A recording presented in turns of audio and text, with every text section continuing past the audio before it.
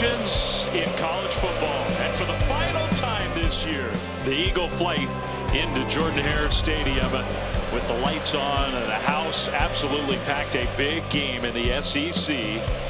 The final home game for the Auburn Tigers. It's senior night here at Jordan-Hare. And yeah, a good landing as always. That's Independence getting us ready for some college football. Welcome to ESPN College Football Primetime, presented by IHG Hotels and Resorts. You're watching the SEC on ESPN, and it is indeed a very big game. Number 15, Texas A&M on the road. I know it's not been a great year for Auburn. It's been disappointing, and folks around here are antsy. They're looking for a rebuild job from Hugh Freeze. This is his second year. Losing record, though, hasn't had a single win yet against a ranked opponent. Hoping to change that tonight. Meanwhile, Texas A&M controlling their own destiny in the SEC, win out, and they're in the SEC championship game. Only Texas and Texas A&M have the one conference loss in the SEC. It's down to a 4-team race in terms of who's going to play in that SEC championship game in a couple of weeks. The Aggies and the Longhorns are going to hook up for the first time in more than a decade next week. Everybody looking forward to that game. But this one tonight is huge for the Aggies if they want to make it as big as it could be. Hi, everybody. Dave Fleming, Lewis Riddick. Great to have you with us. It's always great to be here at Jordan-Hare. Maybe, Lewis, unless you're the visiting team, this is not an easy place to play, no matter how things are going for Auburn. And A&M knows that they got to play a lot better than the last time they were on the road in conference play against South Carolina. Yeah, that wasn't a good night, and Mike Elko says hopefully they've learned from that experience. And in particular, how do you handle the avalanche of emotion that you experience when you're on the road in the SEC at night? I mean, this is an electric environment, folks. And this is a football team that plays their home games here that's very motivated. They're trying to establish and win bowl eligibility as well, so they have a lot to play for. But make no mistake, the story here is Texas A&M, and a lot of that story really centers around quarterback Marcel Reed. Tonight, you're going to get a treat when you watch this young man in terms of his evolution, how he has progressed as a passer. You know he can run the football, but the guy was absolutely lights out there last time out. He's going to need to be that again tonight against a very good Auburn defense. I mean, what a scene as the Aggies take the field for a kid who's a freshman who's going to start for just the 6th time in college with everything that's on the line for Texas A&M in this environment where War Eagle is ready to go. It's their final opportunity to cheer for their team this year, and it's their first night conference game at home all season. They've been looking forward to this one. These environments, man, I mean, they are special.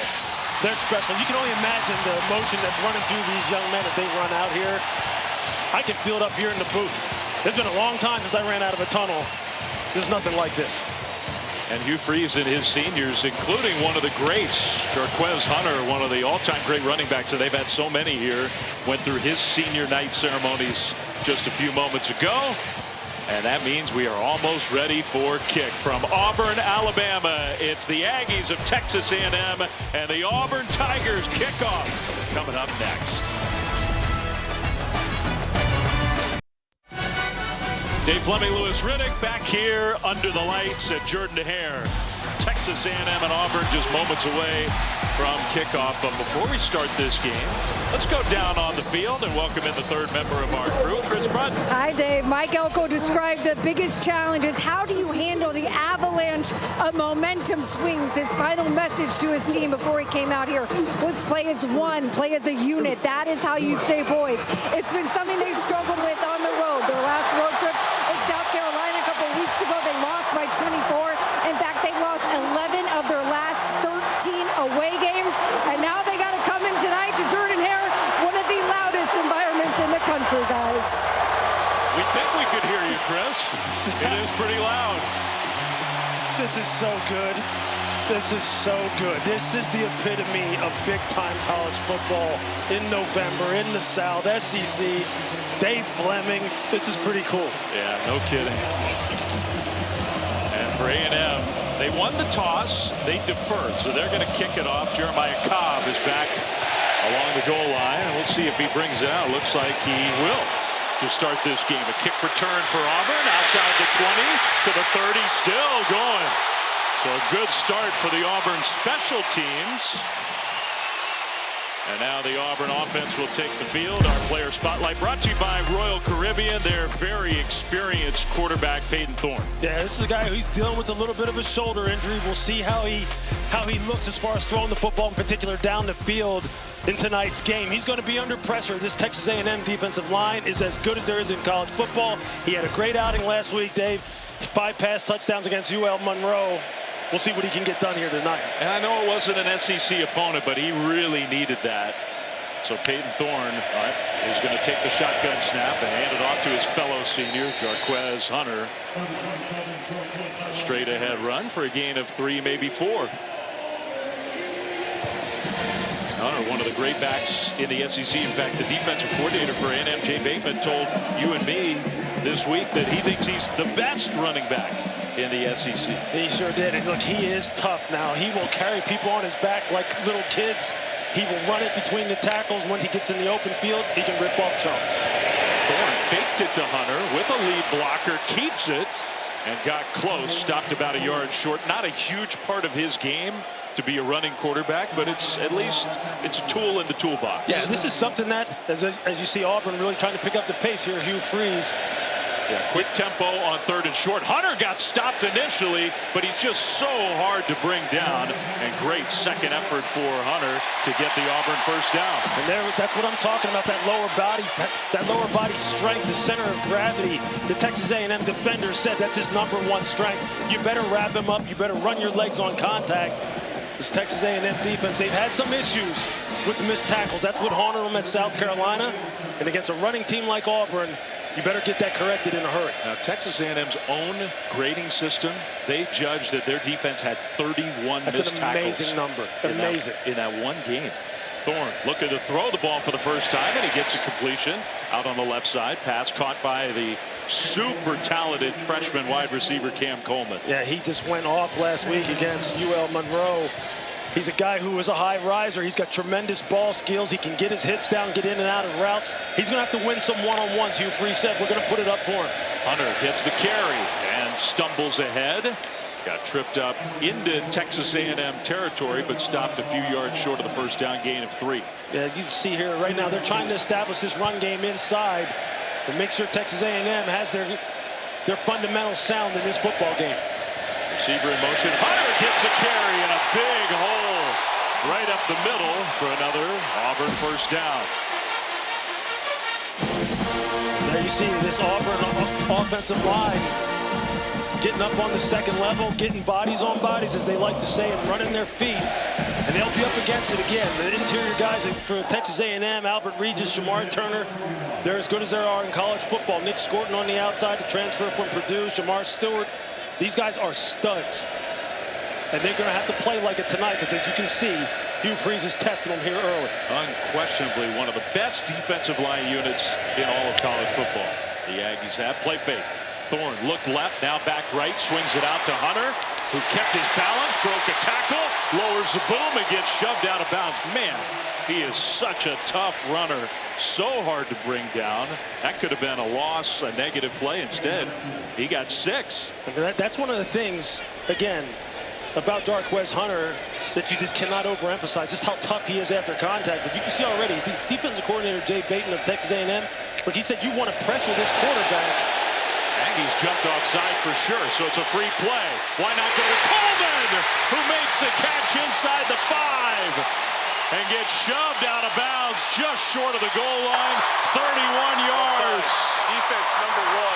The penalty is declined. The result of play is a first down. And there he is, the do-it-all freshman, Cam Coleman, one-on-one against Des Ricks, who is a fantastic, and I mean fantastic, one-on-one corner. Back shoulder, great concentration. Just high-level one-on-one matchups on the outside here on both sides of the ball. And a smart play, right, by Peyton Thorne. He knew he had a free shot. Now he's going to go over the top. That one is knocked away, incomplete. Trying to go to another one of the talented youngsters, this time Malcolm Simmons, but knocked away. That's a nice job by Jaden Hill. As you see, you're not in phase. You can't look back for the ball. You play through the eyes and the hands of the receiver. He did it absolutely perfect. That's textbook how you play man-to-man coverage. I know I got a little heated on social media this week, but you can see it here. Little switch release, And just watch Jaden Hill. He's just playing the eyes in the hands, plays through the pocket. It doesn't get any better than that right there. That is teaching tape right there. And you saw at the very end of that play, Hill kind of get that leg, ankle pinned underneath Simmons. And so he's down on the turf in the end zone. So Hill banged up. Auburn knocking on the door. It'll be second and goal when we come back.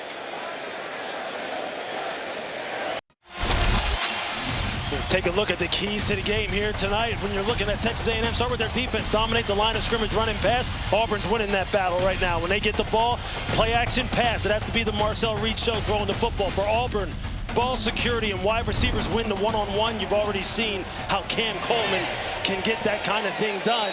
And when you're talking about this offense here right now for Auburn, red zone, Dave, that's been a problem for them. What do they have? What kind of answers? Let's add that to the list, because the red zone's not been friendly for Auburn this year, despite one of the great running backs in the country. It's second and goal. Hunter shifts behind Thorne. They'll give it to Hunter. Right side. Hunter close. Lunging. I don't think he was down, and they're going to say touchdown. I think his body was up on the pile, and he reached over, and he gets in.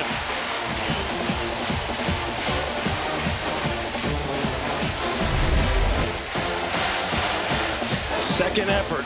That's what Jarquez Hunter's game is built on. Lower body power. You see there, initial contact is made 3 yards behind the line of scrimmage. But now he's just body surfing, getting a little help from his center, Connor Lew, trying to pull him forward. Yeah, maybe Braden Joyner as well. Why not? Help your teammate out. There you go. So Hunter's in 10 plays, 65 yards. And what a way to start for Auburn.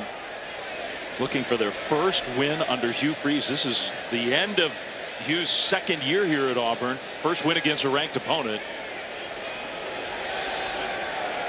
They took a look, I'm sure, upstairs, confirmed that he was in. So now we get ready for the extra point. And just think about the history of running backs here at Auburn. Jarquez Hunter, the first running back to top 1,000 yards since 2021. And that was Tank Bigsby, who was here in pregame getting this crowd fired up. Brand new place kicker as of last week. Ian Vachon boots one through.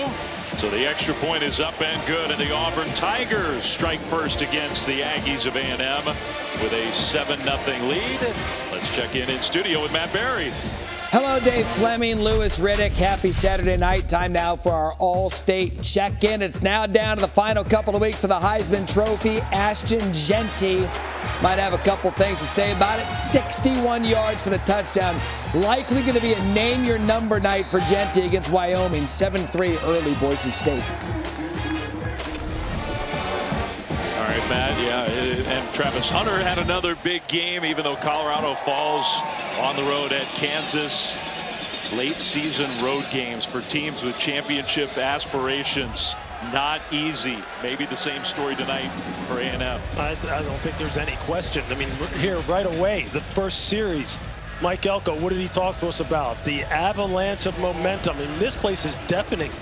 So right out of the gate, how are they going to answer? How is the young redshirt freshman Marcel Reed going to answer the call right now? Can he get his team in the end zone and even this game up? This is Auburn's 7th SEC game of the year. That's the first time all year they've had an opening drive touchdown in a conference game. Towns Magoo kicks it into the end zone for a touchback.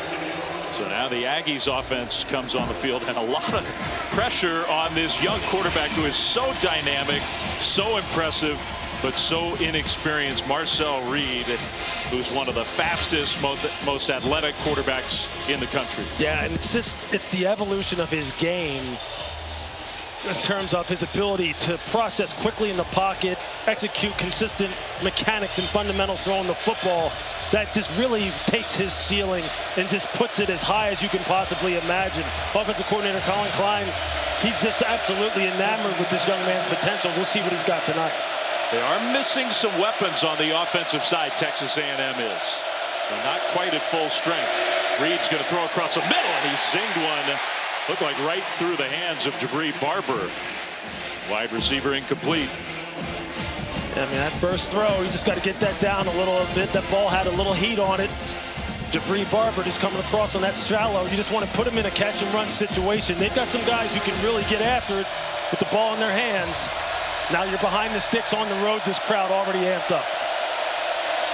So Reeves talked about needing to get a little bit more precise with that intermediate pass game.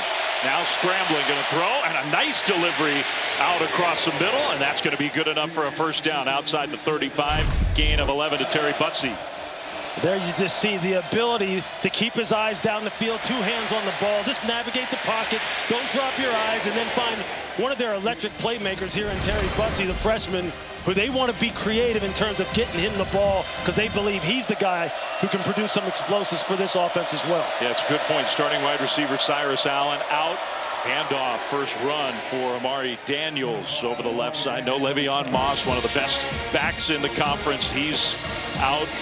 So where can you get those plays from? Daniels, one of those guys, and Bussey, number 2, is another one.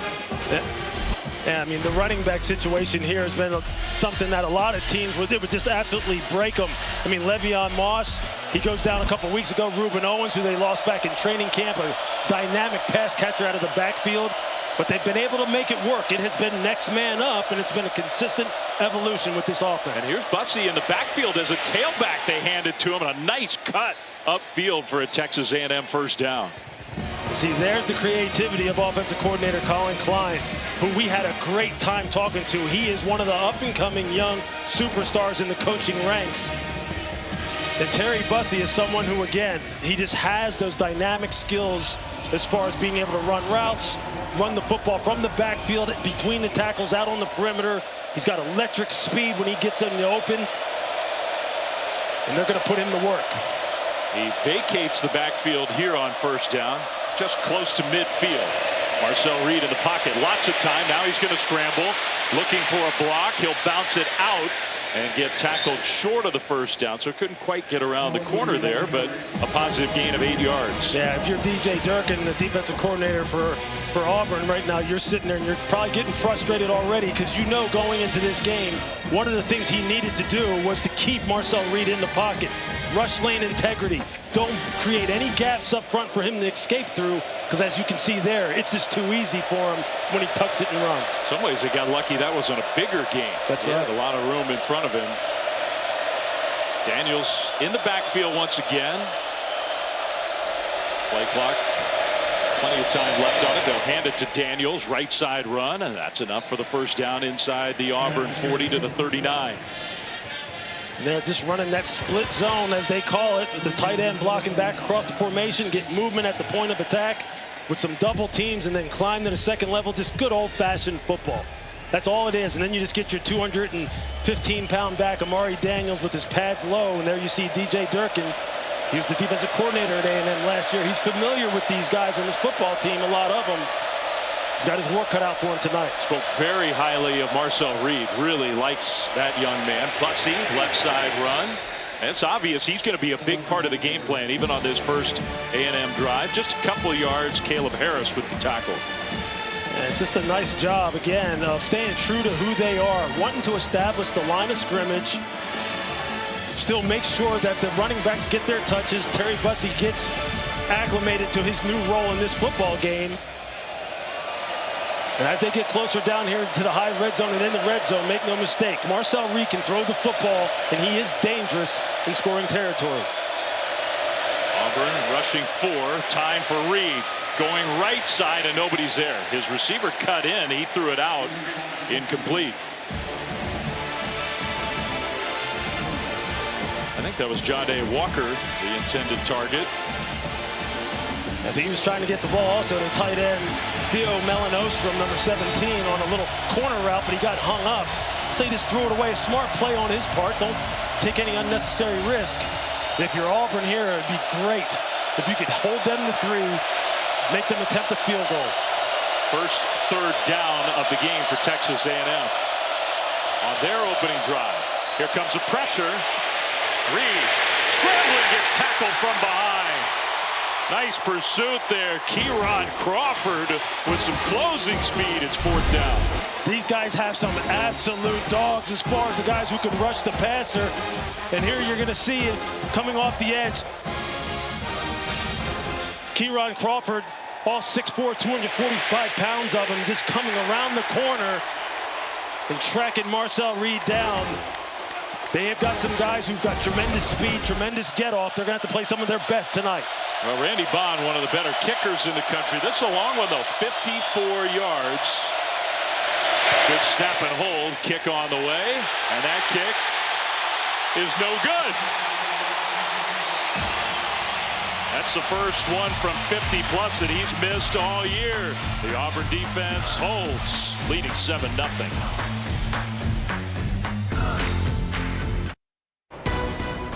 ESPN College Football Primetime is presented by IHG Hotels and Resorts. 19 hotel brands, 1 loyalty program. Download the app. And in part by Mercedes-Benz. Well, a great scene outside Jordan-Hare, great scene inside with the Taco Bell Live Más student section. All season long, student sections across the country competing to be the Taco Bell Live Más student section of the year. Download the Taco Bell app to learn more. Even with classes ending on Friday, wrapping up before Thanksgiving week, the students stick around. This is their last home game of the year. Under the lights, and Auburn off to a great start, leading 7-0 over 15th ranked Texas A&M. Getting the ball for the second time, Peyton Thorne and the Auburn offense back on the field. Marquez Hunter was a star of that first drive, stacked up on a first down carry, just nowhere to go. That time it was Rodis Johnson, number 56. These interior defensive linemen for Texas A&M, they're so good. Just straight up if they play you man-to-man, but when they start moving and stunting and twisting inside and some predetermined line stunt calls, they're almost impossible. They're almost impossible to block, and they have got to put their stamp on this football game and calm down this Auburn offense.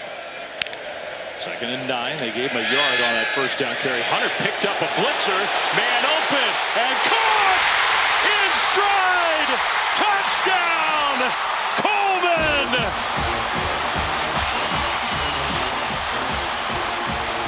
63 yards.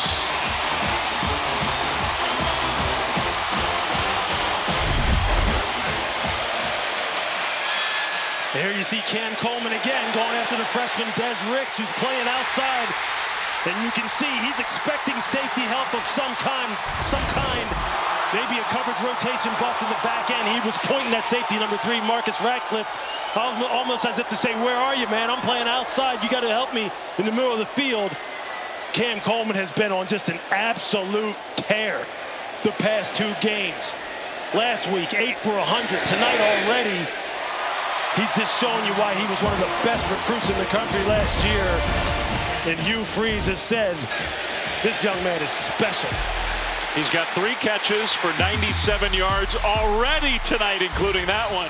63 and an Auburn touchdown.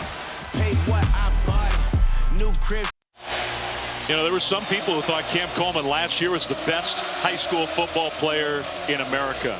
And he came here to Auburn and had mostly been having a quiet freshman season until the last couple weeks. 3 touchdowns last time out, and now a monster first quarter tonight for Cam Coleman, including the longest play of his career, 63-yard touchdown catch and run to put Auburn ahead 14-0 over number 15 Texas A&M. So the Aggies are back on their heels, reminiscent of their last conference game in Columbia, South Carolina. Terry Bussey back deep to receive the kickoff. And it's going to go in the end zone. How about our playbook brought to you by Modelo? Another look at that touchdown pass. Yeah, this is a perfect quarters beater. That's what they're playing, quarter, half. Cam Coleman's going to run the post. You're going to get a little spot route here. Really, the culprit is number 25, Dalton Brooks. Off of the play action fake, he doesn't get any depth. And you see him there, he stutters at about 10 yards. And he basically hangs his corner, Des Ricks, out to dry. You see Des pointing like, where's my help? But whenever you're playing this coverage on the quarter side and a safety and you have 2 receivers to your side, as the corner, you got to expect no help. So you got to get high on that guy and protect the deep route. Des Ricks didn't do that. Cam Coleman made him pay. Little play fake, and then Marcel Reed on first down. His throw was low. Trying to get it to Noah Thomas for the first time, incomplete.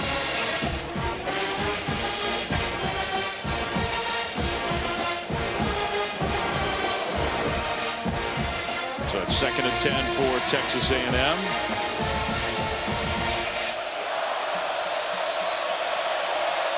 What a great start for Auburn.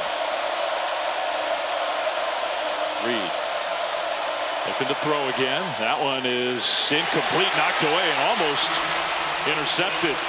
Let's go down to Chris. Dave, after the Aggies' last possession, Marcel Reed went to the sidelines, immediately went up to his offensive line to discuss some miscommunication. You can hear how loud it is in here. My decimal reader reads 105 decibels. That's the equivalent of having a power saw in your ears. Doesn't sound that fun. No, it doesn't.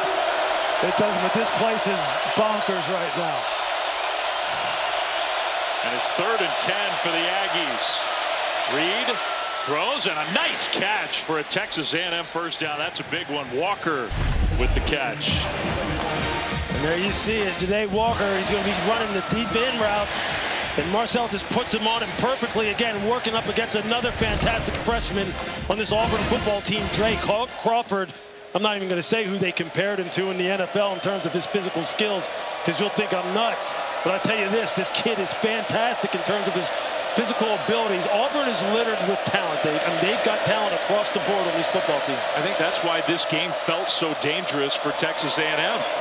Coming on the road with so much to play for, so much on the line. Aggies control their own destiny. Win out tonight and next week against the Longhorns, and you're in the SEC championship, 1 win away from a conference title and the playoff. But Mike Elko, I mean, he knew this was coming because of what you're talking about, the atmosphere under the lights and all the talent that Auburn has. No question. I mean, this Auburn defense that's out here right now, it is tough to run on them. They've got corners on the outside that can play man-to-man and safeties that will sting you the way they hit. Daniels, just not much room there. Right side run, stacked up, maybe got a yard.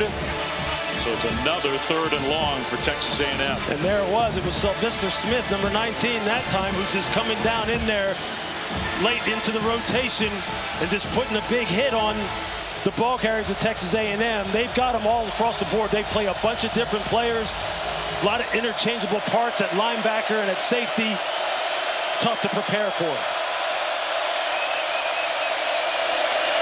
3rd down and 8, only rushing 3. Reed found a man anyway. And once again, Ja'Day Walker with the catch on 3rd down for a conversion. It's a real nice job of Walker just settling in this zone, in this 3-deep zone that they're playing, right in that hook curl area.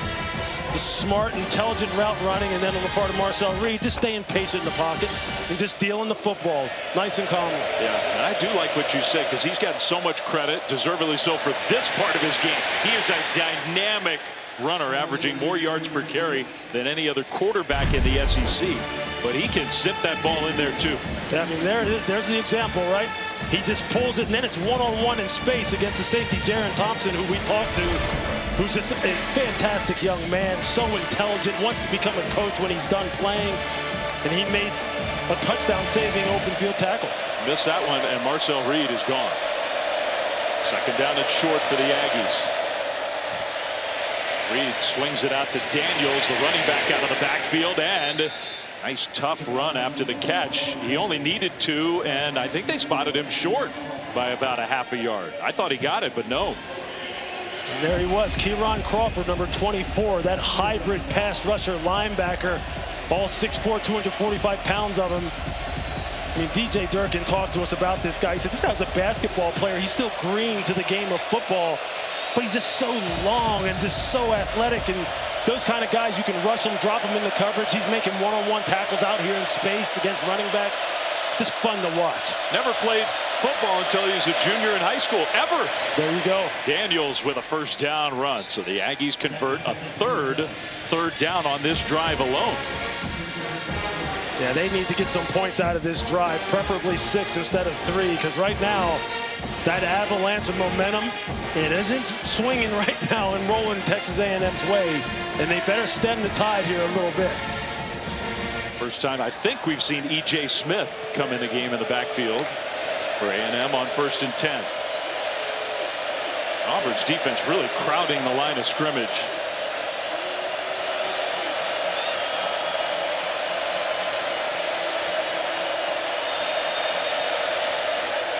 Back to throw. Reed is going to get away and finds Walker again. Another completion to him and another Texas A&M first down.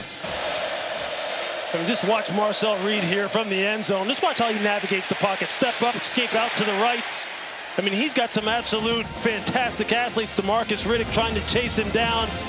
He's got Kieran Crawford coming from his backside. It's like he has eyes in the back of his head. He's so calm and cool. Remember, he's making his 6th start this year in his redshirt freshman year. He first took over when Connor Wigman, who's such a highly regarded, talented young quarterback himself, got hurt. Reed played well, throws that one in, intercepted, picked off. Jaron Thompson, the guy you were just talking about, comes up with the pick.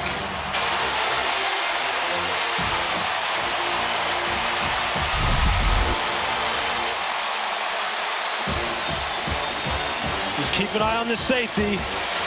Jaron Thompson just playing center field, just reading the eyes of the quarterback. He's trying to hit his tight end, Shane Calhoun, on a little wide basic just coming across the middle of the field. Rather, it was Trey Watson, 84, not Calhoun, and he just misses him.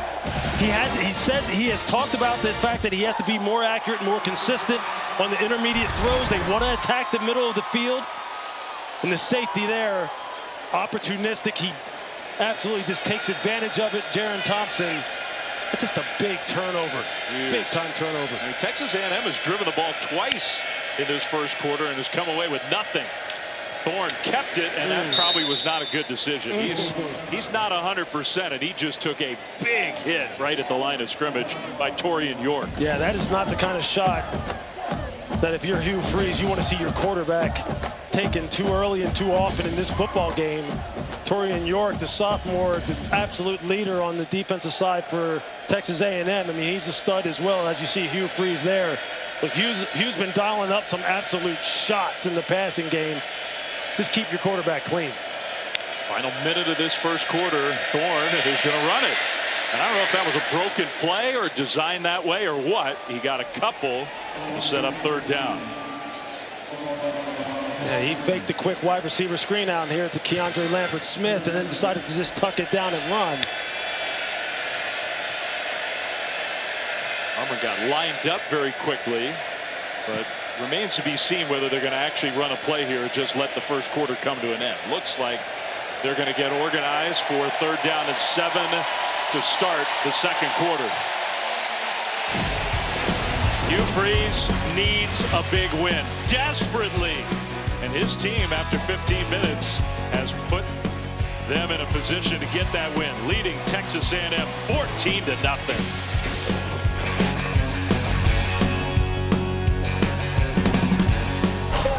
You talk with us about how to handle the early avalanche of momentum swings. What do you need from your team to respond from the early swing from the Tigers? Yeah, we just need to settle down, start playing football the way we know how. We got to get a stop here. That'll start it. Get us some good field position. Get ourselves back in the game. Appreciate it. Thanks. Thanks, Chris. Thanks, Mike Elko. One way to start would be on the first play of the second quarter. It's third down and 7 for the Auburn Tigers, for the Aggies to get off the field on defense. We'll see. Peyton Thorne back to pass, and he'll dump it across the middle, wide open. That's Hunter, the running back, for a first down. Auburn.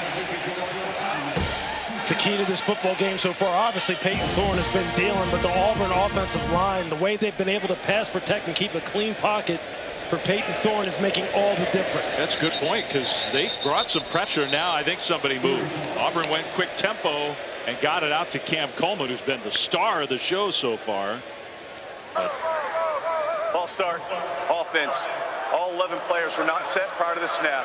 5-yard penalty, remains first down. Well, Hugh Freeze, who in his early coaching days, it was fast tempo every play, every game. And that has changed as he's sort of evolved. He picks his spots, though, and after that third down conversion, he wanted to go fast. Yeah, he sure did. Look, he said he plays a much more, or rather calls a much more complimentary game now because of the adverse effect it has on your defense. If you're playing that many plays and your defense is not getting any rest, I think he's striking a pretty good balance right now tonight. I do, too. Hunter's going to get the carry. Left side, cuts it back middle. And gets out to the 25-yard line. Jarquez Hunter on his senior night here at Jordan-Hare, having a great last season in an Auburn uniform. But second and long after the penalty, and then that run. Thorne rolling right. Thorne's going to throw, and he's got his man. That's caught around midfield and still on his feet. Lambert Smith inside the 20, all the way down to the 15. Now there is a penalty flag back closer to midfield. What an effort. DeAndre Lambert Smith. Sideline warning. Texas A&M, it's their first of the game. The result of the play is a first down. I mean, he has just been an absolute home run for them in the transfer portal, the transfer from Penn State, averaging over 19 yards per reception. He's another one of those guys who can win the jump balls down the field. Not really known for electric open field running skills, but as you can see here tonight, this wide receiver core right now is on it. These guys are motivated. Great combination of youth and experience, and a guy like Lambert Smith, who's been a leader for that position group, Dave. I mean, what can you say about this start? So much of the frustration of this year for Auburn is how much talent they have in that position group, and they haven't always taken advantage of it. Coleman, touchdown!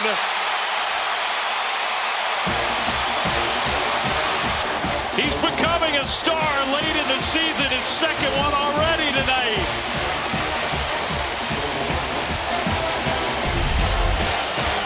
Hugh Freeze has just got him on their heels. He's just going to run. He's going to fake like he's running a slant, and it's a double move. But watch the play action fake and what it does to the defense of Texas A&M. They've been running the ball so good that all of the second and third level defenders have their eyes on Jarquez Hunter because they're tired of him ripping them. So they just take a peek for just 1 second, and now Hugh Freeze knows that he's going to dial up the play action shots, the double moves. It's just been one banger after another. He's got them all on their heels right now. It is not fun if you're Texas A&M. I mean, it was just a minute ago. It was third down, first play of the quarter, and in the blink of an eye, another touchdown. It's 21-0.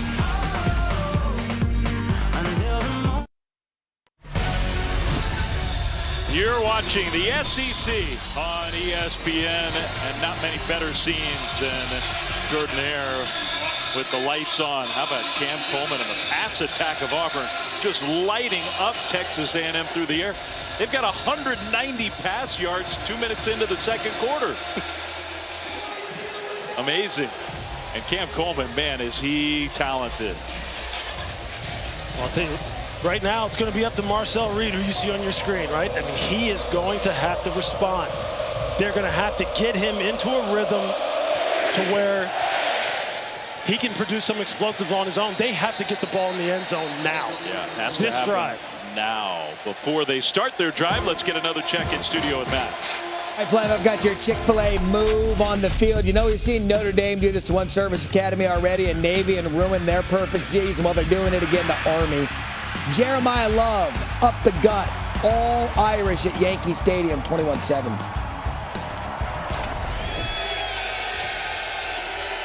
All right, thanks, Matt.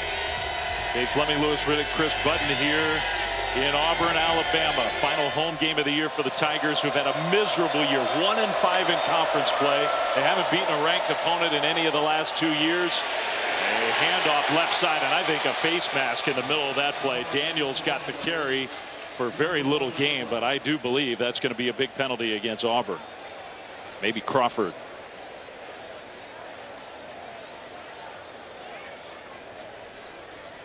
Kieron Crawford, who has played a fantastic Personal game. Foul, face mask, defense number 24.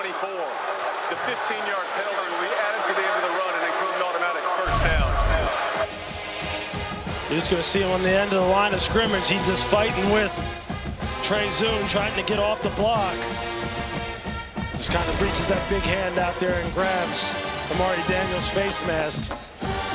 But right now, though, if you're DJ Durkin, the defensive coordinator for Auburn, you'll take that. You'll be like, hey, look, man, the way these cats are battling, we'll take that 15 lineup and play again. Shotgun snap. Now Reed takes off. Got tripped up from behind. Looked like he might have a lot of running room there. He only got 2 yards. And Dave, look who it is again. It's the same guy. Kieran Crawford has said, hey, America, guess what? I'm pretty good at football. And I'm going to be here. You're going to be hearing my name here called maybe in another year or two. When I decide to come out for the NFL draft, I mean, his potential's and his ceiling's this sky high. Just so inexperienced in this sport. So many athletic gifts. And he's been flying around the field here in the first half. See the safety Thompson trying to get Auburn's defense organized. They hand the ball off to Daniels. Penalty flag thrown behind the play. This one might be going against the Aggies after a nice run. It is. That one hurts.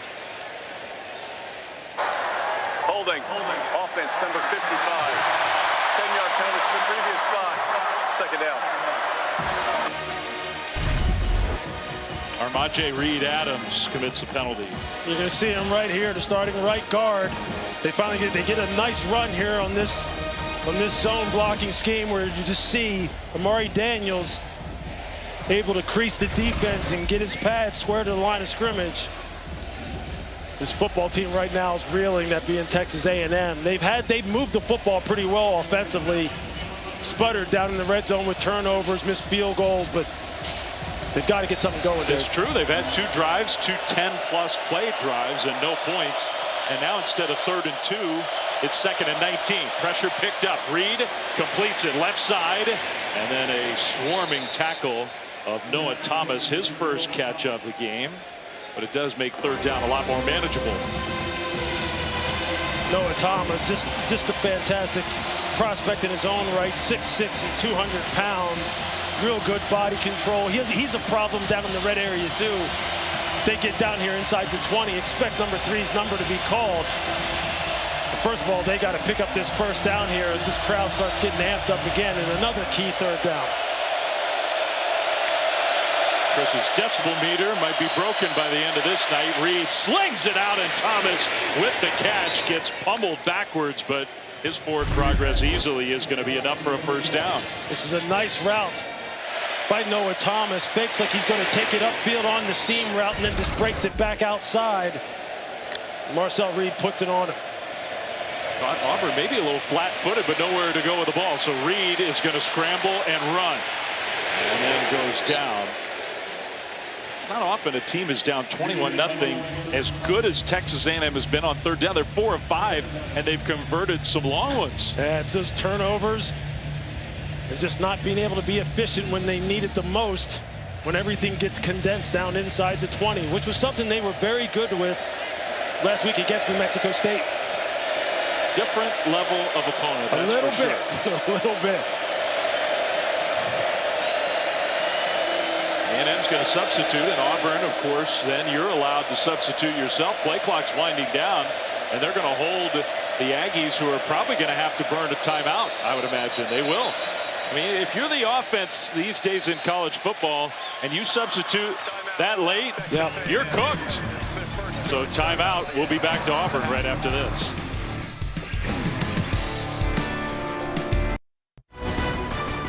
ESPN College Football Primetime, presented by IHG Hotels and Resorts, is brought to you by Discover. It pays to discover.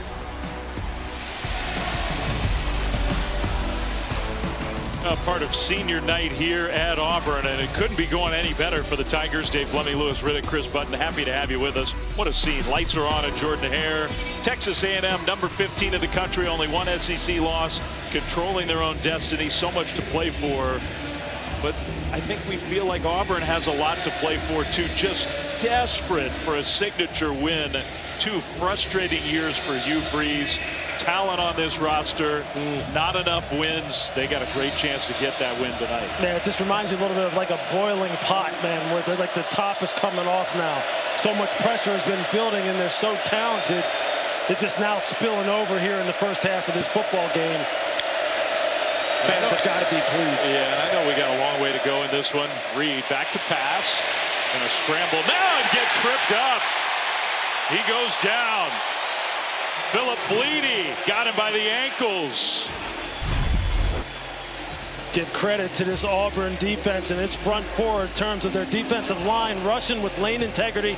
And there you see Philip Bleedy. What do you do when you get high in the pocket? Retrace your steps, come back downhill, clip the heels of the fantastic Marcel Reed, get him on the ground. This is great defensive line play.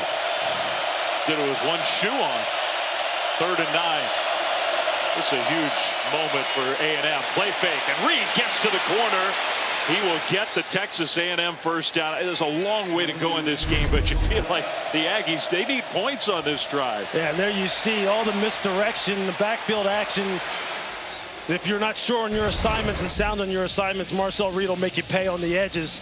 He's just so fast. He'll get the ball north and south. He'll have 10 on you in a heartbeat.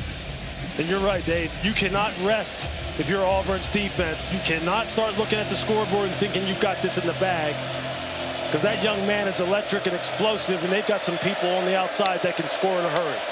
A&M's 5 of 6 on 3rd down, and some long conversions too. Another one that time from Reed and the Aggies. Going to swing it out left side and set up beautifully with blockers ahead and a open field tackle. I think that was Thompson who came flying in. Trey Watson was off and running. It is a gain of 11. It's a good thing that Jaron Thompson did make this tackle, because this tight end screen is set perfectly for Trey Watson. He has 2 blockers in front of him. That would have been a house call. It would have been 6 if it weren't for the tackle. Now in the backfield, Malik Blockton, one of the young, talented defenders, dropped Amari Daniels. Yeah, you see Blockton in the middle of your screen. Just watch, just a quick arm over right there. He just slips the left guard, TJ Shanahan. Now you see me, now you don't. Again, another one of those fantastic freshmen. Look, Hugh Freeze told us that's really the lifeblood of how he wants to build his program. He wants to recruit. He's got a top 5 recruiting class coming in here again for next season to stack on top of the one that's playing out here tonight. 2nd and 12 for A&M. Reed swings it out to the left side. Walker with the catch, gets shoved out of bounds right around the 15. They'll actually spot him back at about the 16-yard line. So it's 3rd down coming up, and down 21-0 midway through the 2nd quarter. Even with a very good field goal kicker, it could well be 4-down territory.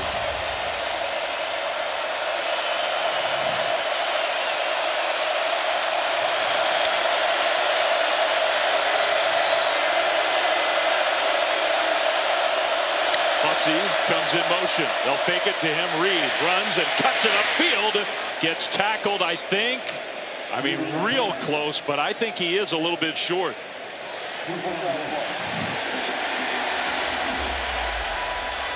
You see Marcel Reed is running this football over to the left side. They didn't expect her do everything left guard Chase Basantis, number 71, to play in this football game, but they're running behind him.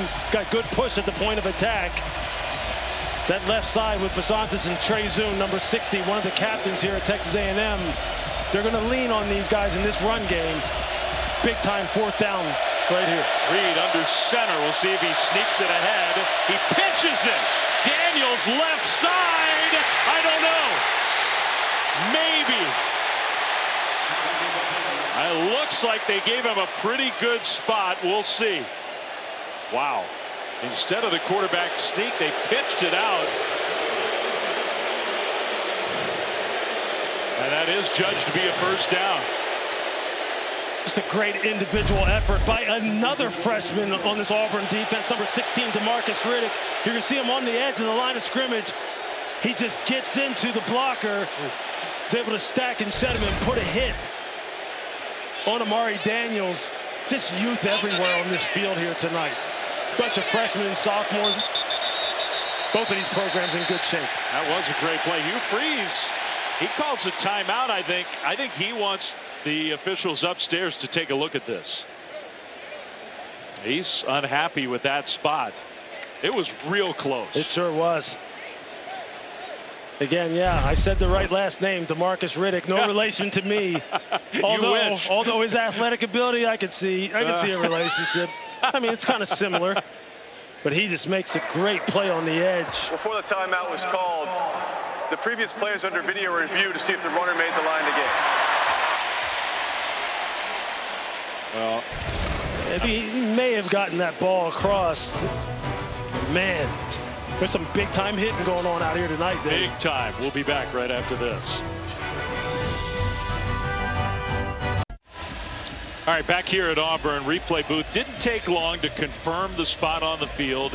It was close, but it is a good spot and a Texas A&M first down. It sure is. It's a great individual effort on the part of Amari Daniels, fighting to get that fresh set of downs. Now here they are on the +10. They've been one of the best teams in college football in terms of red zone scoring efficiency. Auburn great in red zone defensive efficiency. Here we go. Jet sweep action and well pursued by Auburn. So the speed on the edge by Williams, but he gets knocked down. And I'd say Williams, that's Barber. Here now, you got to keep your eye on Noah Thomas, 6'6", 200 pounds. Great catch radius. They can get him in one-on-one situations with him or Ja'Day Walker, number 9. Marcel Reed has shown the ability to throw the football with accuracy, give his wide receivers a chance down here.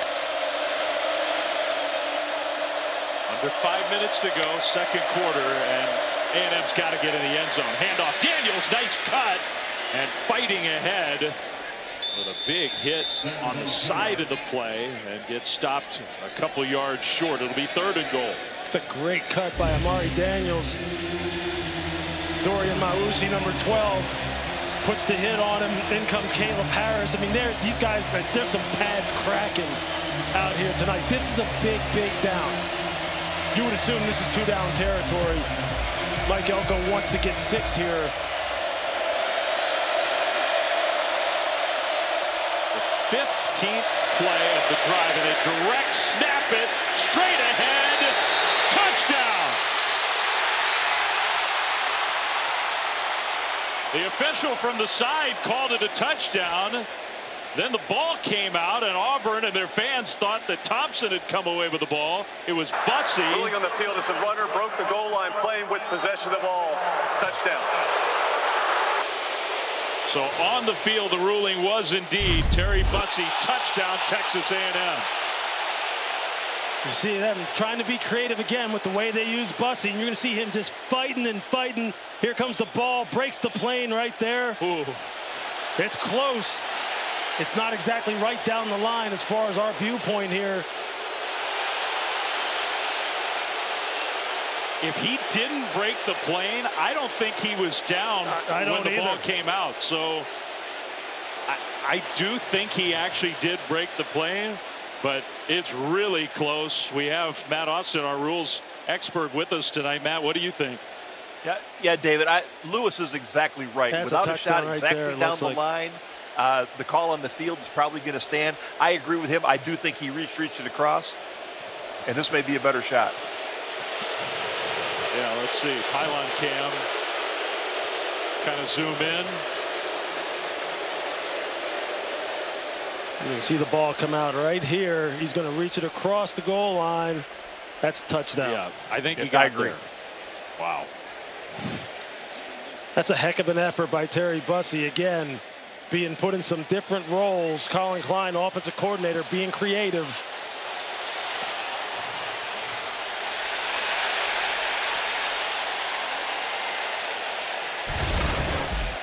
So A&M now, they see what we just saw up on the big board here at Jordan Hare. And in fact, we do confirm that it was a touchdown.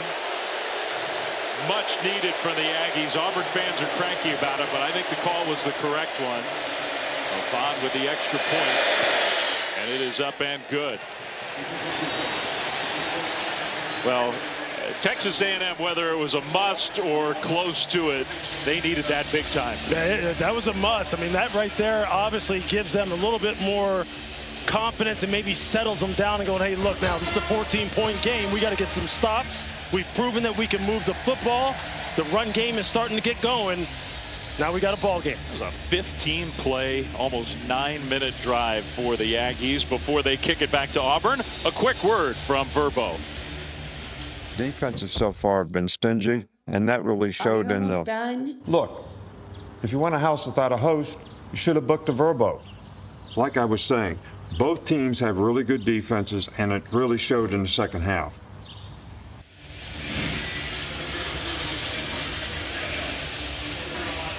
Texas A&M, this is a huge sequence in not just their game, but their season, their championship hopes, because they do get the ball to start the second half. If they could somehow come up with a stop here, they could feel a whole lot better about things going to the second half. We'll see.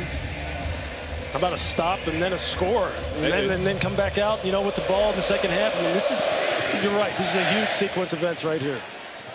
Kickoff into the end zone for a touchback. How about our drive recap covered by Geico?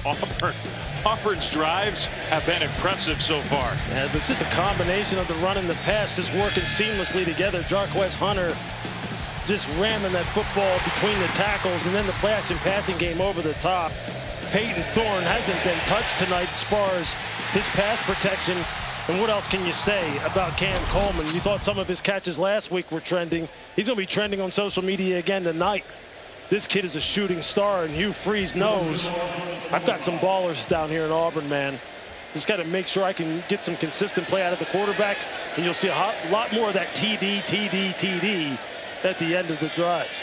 I mean, you throw out week one, this is by far the best half of offense for Auburn this year. Cam Coleman, 4 catches, 112 yards, 2 touchdowns around the right side, and a first down run with a slip at the end of it. Otherwise, Hunter might have had even more. Let's go down to the sidelines again to Chris. Dave, this Aggie secondary has received an earful. Mike Elko went up to him after the Auburn last touchdown. Their DB's coach, Ishmael Aristide, went up to him and said, we have practiced these exact same things this morning. This is not us. What are we doing? Sort of harsh but true words so far. Hunter, another carry, and he'll get hit around the 35, but falls forward enough for an Auburn first down. What's even more surprising, though, really, is, look, this Auburn offensive line, it's something that Hugh Freeze was worried about a little bit, especially against an elite defensive front that Texas A&M has. Could they establish the running game? They had confidence in that, but the passing game, could they provide Peyton Thorne with enough time to hit some of these deep shots down the field? With the way they've been running the football, the play-action passing game has just been killing Texas A&M, and they're not helping it with some of the mistakes they're making in the back end. You think the Aggies have 6, 7 guys, a fake flea flicker that gets blown up. So one of the first times that Texas A&M's really gotten in that backfield, it was the linebacker Scooby Williams with Torian York there as well. I mean, Jarquez Hunter just felt as though he probably saw Scooby coming and thought, if I turn and pitch this ball back, it may be a turnover. It's a good thing that Scooby Williams was blitzing, because he had Malcolm Simmons coming wide open down the middle of the field. It may have been another big explosive play. Wow. That's the first tackle for loss in the half for Texas A&M, and they've specialized in that this year. Not tonight. Second and long for Auburn. Thorne back to pass. Now going to step up, and he cannot get away. Goes down. Gets sacked for the first time tonight. Jamar Stewart, Howell was there, and I think the Aggies are using one of those timeouts. They are. Timeout of the half. It's 30 seconds in length.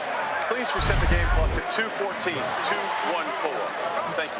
I mean, you're just going to get nice, defined rush lanes here by Texas A&M. Solid coverage on the back end. They run a little bit of an ET on the right side of your screen, meaning the tackle penetrates and the end loops around. But it's the coverage in the back end that allows them to make this sack. As you see, Peyton Thorne, he can't go anywhere with the football. And then the rush just converges on him. That's good team defense. That's exactly what Mike Elko wants out of his unit, and he hasn't been able to get on a consistent basis yet tonight. And to your point, here we go. 2:14. You have the 2-minute timeout still, and 1 timeout remaining for the Aggies. It's 3rd and long. You get a stop here. You might get some decent field position and have a chance to really turn the end of what has been a disastrous first half into something more positive. Yeah, this is a huge 3rd down. Get off the field, be clean on special teams, see if you can punch another one in the end zone. They haven't stopped Auburn on 3rd down yet tonight. Showing some pressure, and they're going to bring pressure. Thorne gets his pass batted up in the air. It's incomplete. A&M runs over and grabs it, but that was an incomplete forward pass. I think Bryce Anderson from the secondary was the blitzer. Just going to run a little overload pressure to the quarterback's right. Bryce Anderson comes clean and makes the big play. Bryce Anderson, maybe the best athlete on this team overall. He can do it all. He is a special teams dynamo.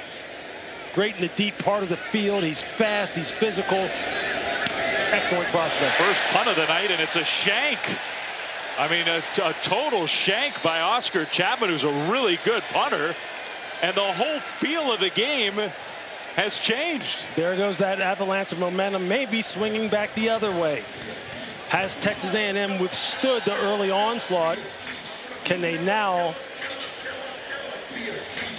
Wow, I mean, that just doesn't happen to Oscar Chapman. Helping out the officials. Yeah, put it over here. Even keep going. Chapman can't believe that's a 17-yard punt. I mean, he has been one of the stalwarts for this football team this year. Someone who they've been able to count on. Now, if you're the Auburn defense, you've got to kind of put this fire out that's kind of starting to burn a little bit higher for Texas A&M. Totally true. Aggies kept the ball to start the second half. They have 2 minutes and 3 seconds. They have a timeout. They have the 2-minute timeout, and they started midfield. Reed steps up. Reed gets away. Reed takes a big hit, got sandwiched into Auburn territory after a gain of 8. There is our 2-minute timeout. Aggies trying to get right back in this game. Matt Baird at College Football Studio with our AT&T countdown to the CFP National Championship update. And because of all the chaos, Iowa State still in contention to play for the Big 12 championship. But they're now up 17-13 over Utah at the half.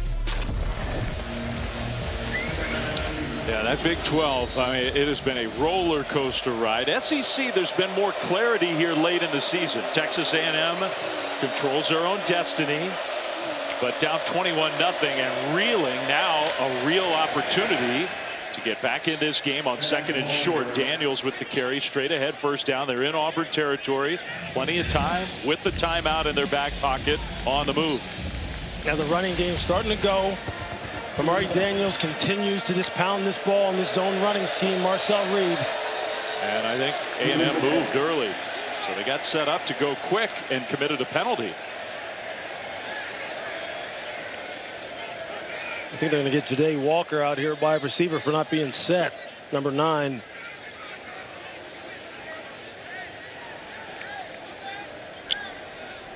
Asking, I think, whether Mike Elko wants to use his timeout. Offense number 9. 5-yard penalty. Repeat first down. The foul occurred with the clock running under 2 minutes. It is eligible for a 10-second subtraction. The game clock should have been at 1:45 when the play ended. Please reset the game clock to 1:35. It will start on the ready for play. So he won't use the timeout. They'll take the 10-second runoff. 1:35 to go in the half. That one hurts. Now they wind the clock. A&M gets it snapped quickly. Plenty of time for Reed. Throws into coverage. Incomplete. Threw it into double coverage. That was dangerous. Trying to hit Noah Thomas on the 7 route, but he was bracketed high and low. Kayan Lee was underneath, safety over the top. It's lucky Kayan didn't get around and get that ball tracked out and maybe come up with an interception. 2nd and 15. Pressure. Picked up. Throw off of Walker. Incomplete. And now it's 3rd and 15. Been running a little high-low combination here, trying to get the ball to Ja'Day Walker. And he has him open, sitting right in that little zone void. And that's Marcel Reed again, just with an errant throw. Tried to force it into double coverage. The play before to Noah Thomas, misses Ja'Day Walker. Now you're here in 3rd down and long. If you get something positive but less than 15, you do have a field goal kicker with a lot of range. So we'll see. Into the backfield, Reed will go down, gets sacked. Riddick got him. It was Crawford who pursued him. And it's 4th down and very long for the Aggies. Timeout. Auburn, 30 seconds in length. I mean, this young man right here is just making play after play. Keyron Crawford. And then here it is right in the middle of your screen. It's going to be my namesake, DeMarcus Riddick, making another play. A guy who DJ Durkin said he has been making plays since he stepped on the campus. First it was on special teams. Then he put him out on the perimeter, let him rush a little bit, use his athleticism. Now he says I can put him in the box and stack him off the ball because he's become, you know, just he's using his football instincts. The game has slowed down. He's reading things better. And there you see it. Certain guys, they're just natural-born football players. Riddick is one of them. And this Keyron Crawford, he is bursting onto the scene here tonight. Wow, what a first half for Keyron Crawford. He has just abused the A&M offensive line multiple times. You got Malcolm Simmons back at the 10, with the Aggies thinking points, now having to punt it away. And that one's going to go right over the head of Simmons and bounce inside the 5, and it'll be downed. What a beautiful job by the A&M special teams to pin Auburn very deep. Another check-in studio with Matt. All right, Dave, coming up, Mercedes-Benz halftime report. What a day in college football. You had Ohio State taking care of business. You had Ole Miss getting upset. And you've got Kansas winning 3 ranked games, making college football history today. We'll try to sort out the Big 12 as best we can. Dan Moe and Joey Galloway join me coming up on the Mercedes-Benz halftime report.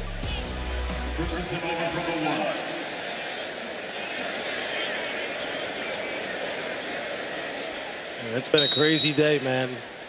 Arizona State, I mean, ASU just out of nowhere. How about that program? Just absolutely continuing to work on it and build that foundation. Give credit to the coaching staff and the administrators out there. I have a feeling our friend Matt Berry's going to emphasize that point at halftime. Yeah, I'm sure. And I don't want to hear it, but I love Matt Berry. He should be proud. Auburn has called their second charge timeout of the half. It's 30 seconds in length. All right, a short timeout, Auburn. And Auburn's got to be careful here.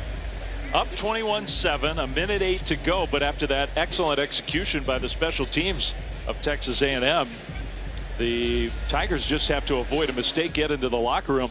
Dave Fleming, Louis Riddick, it's been really impressive. And you've talked a lot about the young talent on Auburn. Yeah. Where have they been all year? That's a hard question to answer, but they're here tonight. Yeah. You know, this team has really been, it's battled a couple different things, namely kind of really hurting themselves, especially when you're talking about, you know, turning the football over, not protecting it, and then just not getting even performances at some of the most critical positions, namely quarterback. Look, Peyton Thorne, he has endured a lot of criticism this year. He started off the season so good and then had a bad football game against Cal, came back and has played some pretty good football. Hugh Freeze still supporting him. And he said, look, if we can protect him, he can throw this football. And you saw that last week. You're seeing it here tonight. And they have really amassed a lot of good young talent here. And like I said, they're going to bring in some more young talent on this football team. They're going to be heard from in the SEC here very soon. Smart play there just to sneak it ahead, get a little breathing room. Texas A&M has called their third and final timeout. A&M Please reset the will game use clock to 1 minute 4 seconds. its final 1-0. timeout, so Auburn's got to do that at least a couple more times before they can get this one to halftime. By the way, we get a chance to remind you, you can kick off your Sunday tomorrow NFL Countdown, 10 a.m. Eastern on ESPN. Adam Schefter going all access with the Harbaugh brothers, who've been a huge part of the story in the NFL this year. In our Week 12 Monday Night Football matchup, it's John Harbaugh and the Ravens, Jim Harbaugh and the Chargers. It's a pretty good game, isn't it? It sure is. I mean, how cool is that for their father, Jack Harbaugh, to have, I mean, you have 2 of your sons playing one another, biggest stage in football, Monday Night Football. Jim Harbaugh's a treat, man. If you ever get a chance to talk to him, I've never seen a head coach gush over his quarterback as much as Jim Harbaugh does. He loves Justin Herbert. Yes, he does. Hunter straight ahead run, and that should just about do it. Auburn's got to snap it again and run another play. But the Tigers deserve some credit here after starting inside their own 1 just to make sure nothing weird happened. They have played a heck of a first half here at home. Their final home game of the season, the last home game for so many Auburn players. 20 plus went through the senior night ceremonies. Hunter, left side. That'll be good enough for a first down. So it'll stop the clock just briefly, and then I would imagine Auburn's going to be content to let that be the final play from scrimmage in the first half. If you're the Auburn coaching staff, you couldn't have asked for much better. If you're the Auburn fan base, you hear them here. They're cheering, standing up on their feet as they run off the field. And if you're Texas A&M, look, it's still in your control. You still determine your own destiny. You better come out of this tunnel in the second half absolutely screaming and trying to put the pedal to the floor, because this is going to be a game all the way to the end. Yeah, we sure hope so. The Aggies sure hope so. Hugh Freeze's team played maybe their best half of the whole season here. Chris is down with Mike Elko on the field. Coach, how would you evaluate what you've seen out of Marcel Reed in the offense in that first half? Yeah, we just got to finish drives. We got across midfield the first couple drives. We weren't able to finish them. We got to be able to get touchdowns. We put a really nice one together to score, and then we needed to get something on that last drive before the half. But we got to go in. We got to regroup. We got to come out. We got to play one heck of a second half. Thank you, Coach. Yep. Indeed they do. Thanks, Chris Button. So it's halftime. Auburn's been good when they've played from ahead. 21-7, the Tigers looking for the upset win. It's time for the halftime report with Matt, Joey, and Dan. Lots to talk about, including this one here in Auburn, Alabama.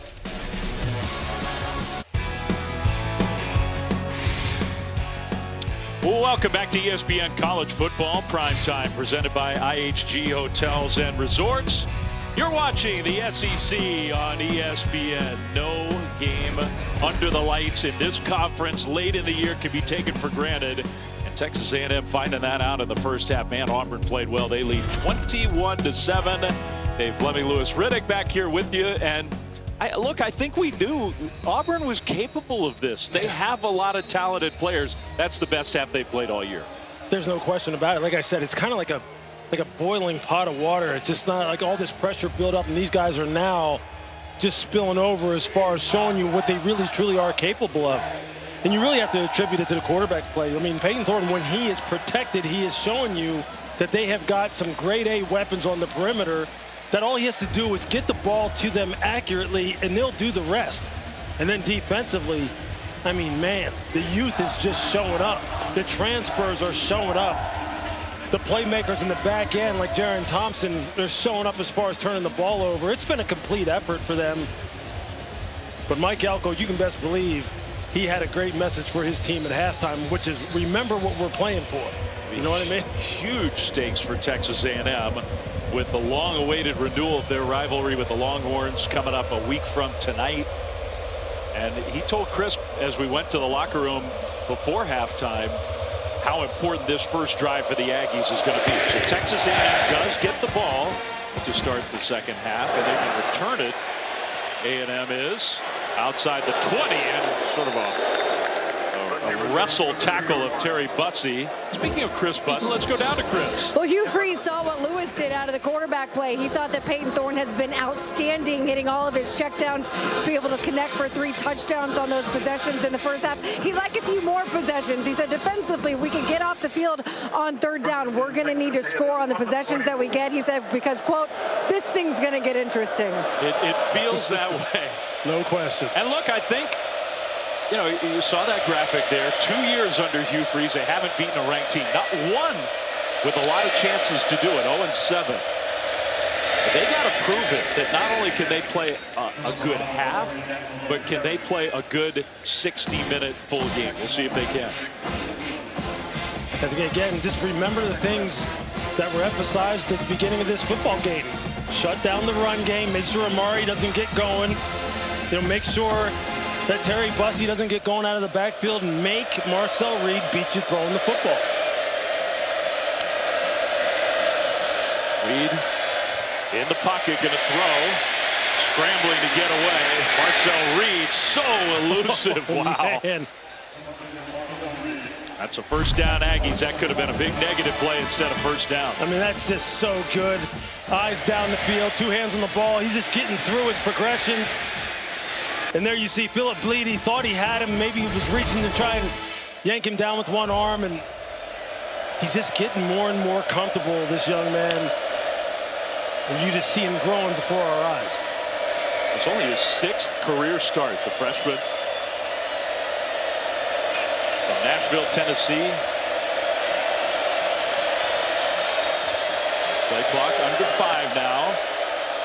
They'll hand it off. Daniels bounces it left after all that maneuvering, trying to change it at the line of scrimmage. They gain a yard, maybe 2.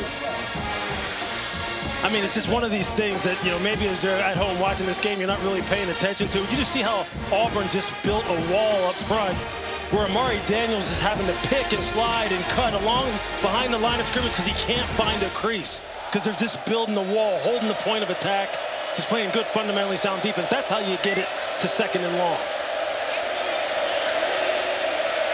Tight end in motion for the Aggies. Reed throws middle and a nice delivery there. The quick tackle after the catch by Barber and stopped, I think, a yard short of a first down. Marcel Reed knew exactly where he needed to go with that football. They ran a little cross dog stunt on the inside, a little zone blitz where they crossed the linebackers, running into A and B gaps. Barber just spots up over the middle of the field where the void is, and Marcel just calmly and collected just delivers the football. Nice, accurate throw. And we got our first big play of this second half. Texas A&M playing from behind. Handoff on 3rd and short. Daniels leaned forward to get it. Amari Daniels, he's not the biggest back, although they list him at 215, and that was a power run. We're about to call the name of a guy we haven't called his name much so far in this football game. Sophomore Keldrick Falk, number 15. The fantastic defensive end, 6'6", 288 pounds. All these other playmakers on Auburn have been making plays tonight. Falk's been kind of quiet. He'll make his mark on this football game probably here soon. He's just too good to hold him down for long. Sack leader for Auburn, just a really talented young guy. Play fake on 1st down. Reed looking downfield, is going to dump it short, and then a missed tackle in the open field. So a nice move by E.J. Smith to get positive yardage there. E.J. Smith just channeling his dad, Emmitt Smith. That strong lower body, breaking tackles in space and then picking up yardage after first contact. Number 22 just looks right, doesn't it? It sure does. It just oozes greatness. His father, one of the very, very, very best. E.J. out here giving Texas A&M some quality snaps. Yeah, that was a good play. Bussey in the backfield. They're going to throw, and to Bussey in stride out of the backfield for another A&M first down inside the 35 down to the 32. Gain of 15. You're going to see just a little halfback Texas route. You see him there just drive on the outside dropper there. Kieron Crawford makes a nice catch, gets the ball north and south. Nice effective drive. First down throw. That's Walker who'll try to turn it upfield. Walker, powerful runner after the catch, took a hit and gets a Texas A&M first down. 13 more yards for the Aggies. And there you just see Marcel Reed's decision making and the accuracy and the confidence just all growing together. One just feeding off of the other as they move this ball down the field. Here they are again in the red zone. Here we go again. This is what Mike Elko's talked about finishing drives. A&M did not do that very well in the first half. On 1st and 10, Daniels straight ahead. There was a big hole. It did close up, but not before Daniels got 4, close to 5. Yeah, the right side of that Texas A&M offensive line just went to work, getting good push at the point of attack. And they've come out here meaning business right now. They're trying to get this to a 1-score game. Auburn's got to bow up here. They know what what they're playing for. They know their destiny is in their hands. Season's on the line here, man. You got to start getting some touchdowns. 21-7 Auburn, but A&M starting this second half on the move toward the end zone. A catch! Touchdown! What a catch by Noah Thomas! With defenders draped all over him.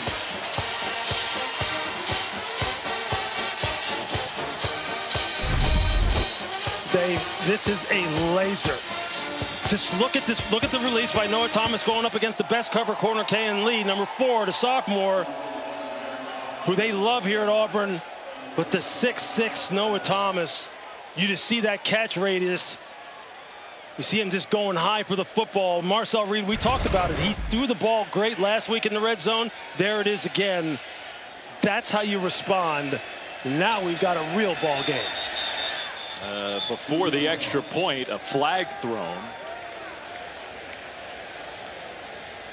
Indeed we do. Another long drive by Texas A&M. That's 10 plays. They've done that a lot. Disconcerting signals. Defense #1 for clapping. The penalty's half the distance to the goal. Will still be the try. So A&M, I mean, when you get that, you at least maybe have a little bit more of a decision. Looks like the kicker's staying on the field. If you've got this now to a one-score game, your offense is rolling, just take the points, put them on the board, and get your defense out on the field. But fantastic drive by Marcel Reed. I mean, he's just on it right now. Absolutely on it.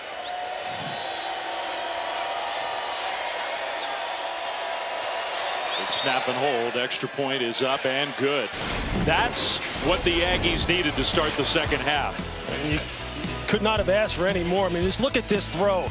Perfect trajectory. He knows exactly who he's throwing it to. The 6'6" touchdown maker. That's money right there. Money.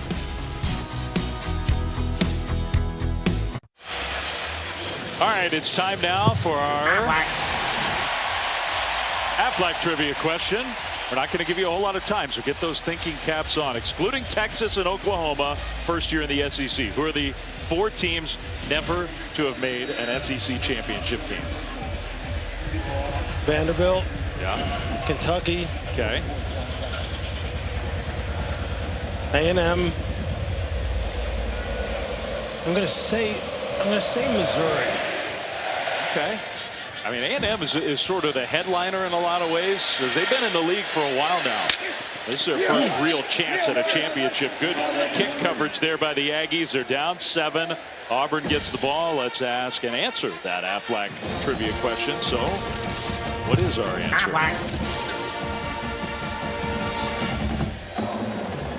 Four teams who've never made an SEC championship game. A&M, Kentucky, Vanderbilt, and Ole Miss. All right, you know what? All right.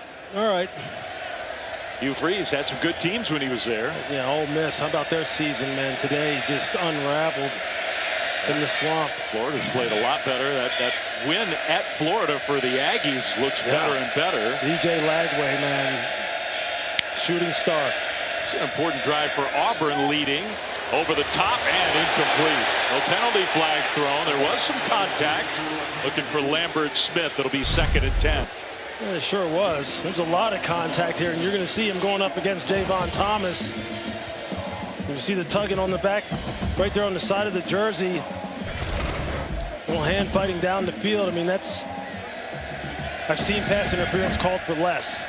And that's one of those things where, depending upon which fan base you are, you either like the call or hate it. The reason I say it's an important drive for Auburn, their defense has been on the field a lot. 25-minute time of possession for Texas A&M.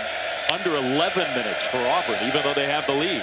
Thorne throws, and a nice catch by Coleman on the far sideline. Went up to get that one, got shoved out of bounds about a yard short. That's just a nice throw by Peyton Thorne. He had to layer that ball over B.J. Mays, the nickel defender. And quick tempo on 3rd and short. Hunter gets a carry, and he does not get there. He got stopped and really didn't get close. First big play by the A&M defensive line in this game. It's 4th down. You see Albert Regis, big number 17, and then Torian York coming off the edge to shut that play down. It all starts with Albert Regis in the middle. You see him just holding the point of attack. Shamar Stewart holding the point of attack, and then here comes Torian York. Wow, what a big play that is. The Aggies have found a way to get back in this game and then some. They force a 3 and out. Chapman, who had a shank punt in the first half, booms this one much deeper. No fair catch signal, and kind of dangerous there, but handled by Bussey. He goes down. Aggies down 7. Get the ball back here at Auburn.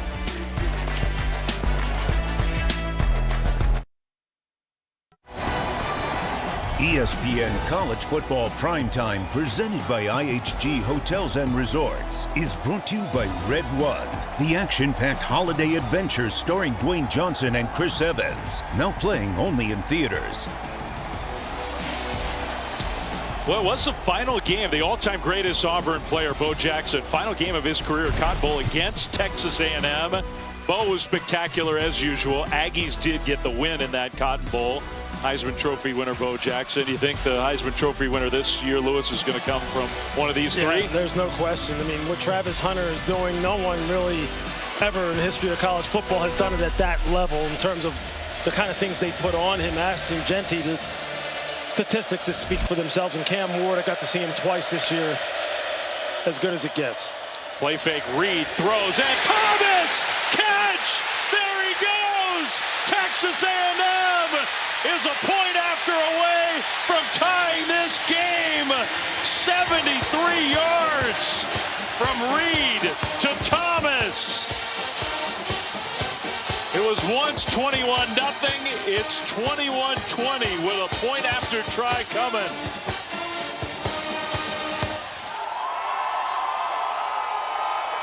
We break down this play, you're going to see just the critical error on the free safety, Jaron Thompson, number one, the angle he takes to intersect. And then the corner, Jay Crawford, just not making sure he could secure the tackle.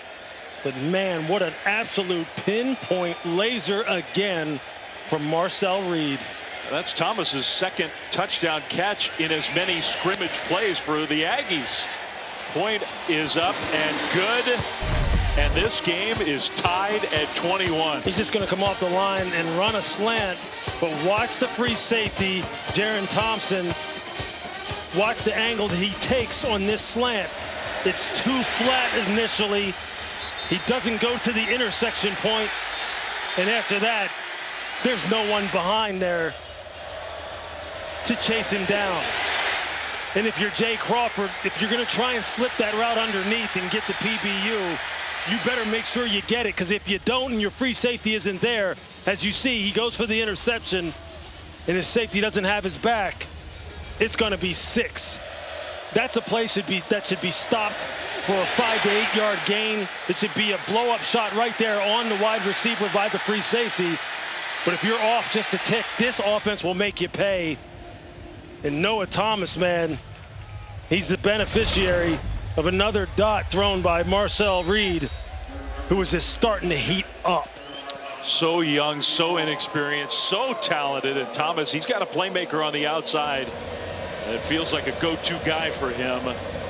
Great resilience tonight. Long way to go, but Texas A&M was punched early, and they've come back to tie this game. Short kickoff and the return outside the 25 by Cobb. So Auburn gets the ball back. Our college football playoff rankings brought to you by Goodyear. And who the heck knows what they're going to look like in a couple days, because it has been a chaotic day across the country. Ohio State was very impressive against Indiana. They sure were. And there you see it. Look, just look in the far right column. Trails 24-3 Alabama. Lost 24-17 Ole Miss. Right now, Boise State trailing. I mean, it's just been a carnage type of day.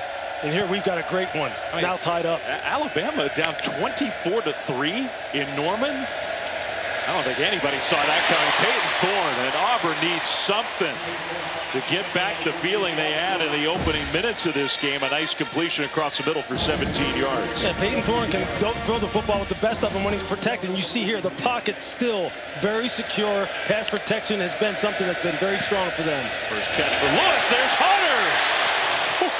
Jarquez Hunter, the power of the burst into Texas A&M territory. Auburn's going quick. When you talk about angles to intersect, if Bryce Anderson doesn't have all that speed and athletic ability, he's out the gate. And here he goes again. Hunter, and just lowers the boom inside the 25. The power of Jarquez Hunter. You can hear it up here. You can absolutely hear it. I mean, Marcus Ratliff, he's a hammer in his own right. He's got run over. Give it to him again. Down to the 20. Oh, my goodness. I mean, just back and forth. Body blow after body blow. Big play after big play. One of the big guys up front, that looked like Jeremiah Wright having to come off the field. He was banged up, offensive lineman for Auburn on that play. Hunter also came out of the game, maybe just sort of exhausted after those powerful long runs. So Percy Lewis comes in for Wright. 2nd down and 8. Handoff left side. What a job from behind. The tackle by Cassius Howell of Texas A&M. You just see him screaming right here off the edge. He's unblocked, just chasing down that outside zone from behind. And he says, look, I'm going to get you before you can get to the second level. Big play. Interesting. Auburn going quick tempo on 3rd and long. Thorne, penalty flag thrown, tried a back shoulder throw, out of bounds, incomplete. But I think A&M, they were a little disorganized there, and I think they were offsides. Offside, defense number 18 in the neutral zone at the snap. 5-yard penalty, repeat, 3rd down. You can tell Peyton Thorne doing a nice job of maybe just changing up when that ball is snapped. You see he claps. The guys are trying to time up the snap as when they think it's going to go. They get a little bit anxious. Peyton just holds it a tick, and then they jump off sides. That's good by the quarterback. So now 3rd and 5. Big play here. Field goals have been anything but automatic for Auburn this year. Got one-on-one at the top of the screen. Now Auburn moves. So that's going to take those 5 yards and put them right back. Start. Offense number 73. 5-yard penalty. Remains 3rd down. And that's Lewis, who just came in the game. They've had to shuffle along the front with Wright out. And now Wright's going to come in and Lewis will come out. Just got to hold in there. You can see Auburn using a double clap type of cadence, trying to get a look at what Texas A&M is stemming to defensively, see if they'll show their hand. Offensive lineman just got to hold in there. Maintain your composure. Still no Hunter on the field for Auburn. That's Damari Alston in the backfield alongside Peyton Thorne. On 3rd and 10, shotgun snap, throw over the top, and incomplete. Coleman tried to adjust to the ball, but it was too wide. And even Cam Coleman, with all of his incredible athletic gifts, couldn't catch that one. He tried to go for another one of those shots against the freshman Des Ricks. Tried to get that back shoulder just like he had a week ago when he made that just highlight reel one-handed catch, OBJ-like, looking like Odell Beckham Jr. out there. But that's great coverage on the part of Des Ricks. That's about the best you can cover that back shoulder throw. So here we go. This is the numbers. The field goal kicking this year. Ugly. Ian Vachon has taken over this job, and he hooked it low and left and no good. So after all that, Auburn with an excellent drive, they come up empty. 5:40 to go, 3rd quarter. Game still tied. There's never been a playoff like this. The new 12-team college football playoff begins with the first round December 20th and 21st. Welcome back to ESPN College Football Primetime, presented by IHG Hotels and Resorts. What a game here at Auburn. It was 21-0 Auburn. This place jumping. The Aggies have responded. A missed field goal. Auburn gets nothing out of a long drive. And now Texas A&M gets the ball back, looking to take their first lead of the game. Handoff, right side run, and a good run on 1st down by Amari Daniels. You do wonder, Lewis, there's a big discrepancy in plays from scrimmage, in time of possession. You do wonder if, as well as this Auburn defense has played at times, maybe they get a little worn down. No question. I think right now it's kind of, the game is kind of coming right to Texas A&M the way that they would want it right now, leaning on this big offensive line, getting Amari Daniels going, rotating Terry Bussey in there, E.J. Smith getting a couple carries, then the play-action passing game. Exactly how they want to play it. 2nd down and 5. Marcel Reed in the pocket. They pick up a little bit of pressure, but he's got nowhere to go with the ball. Reed goes down. Started to take off, but he gets sacked.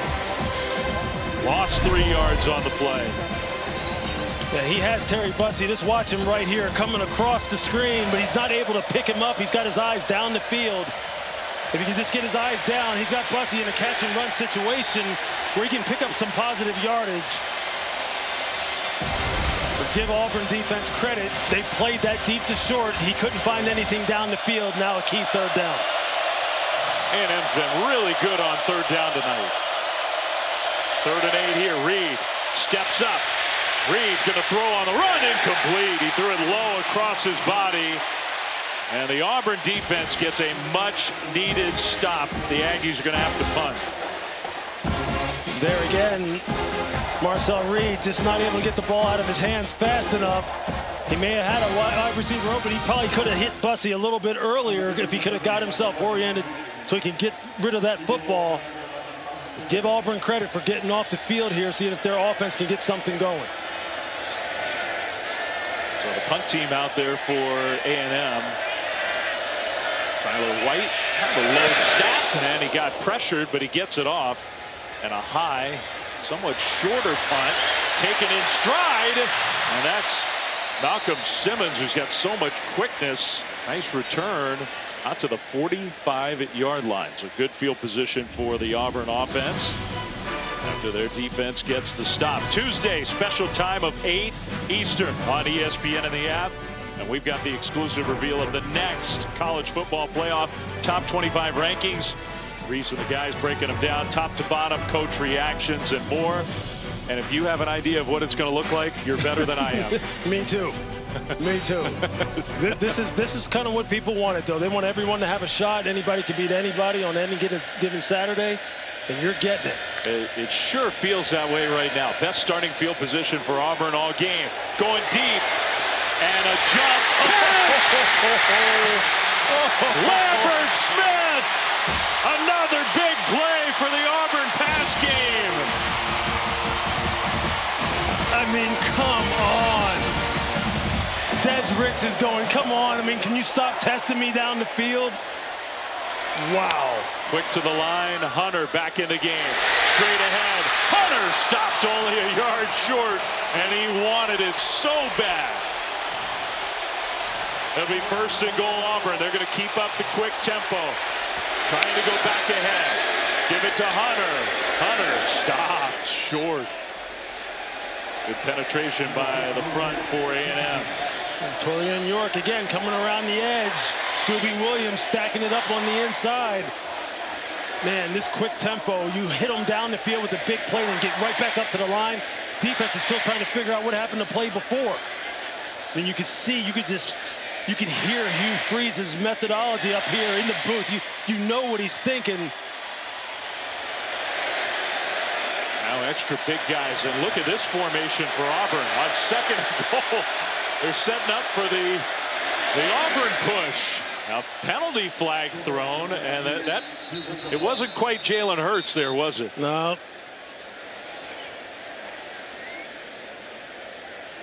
And there is a penalty flag. This could be big. Got 2nd and goal at about the 1. If this is against Auburn. Offside. No. Defense number 15 lined up in the neutral zone. The penalty's half the distance to the goal. Repeat, 2nd down. That's big. You can see Ryland Kennedy, you see his hat. 10 man on the line of scrimmage. Just got to look down the line. Keep your head behind your hand. Put your hand right behind the football as you look inside at the line of scrimmage. Now here we are. 2nd down. A little more conventional this time from Auburn. Thorne. Hunter. Touchdown!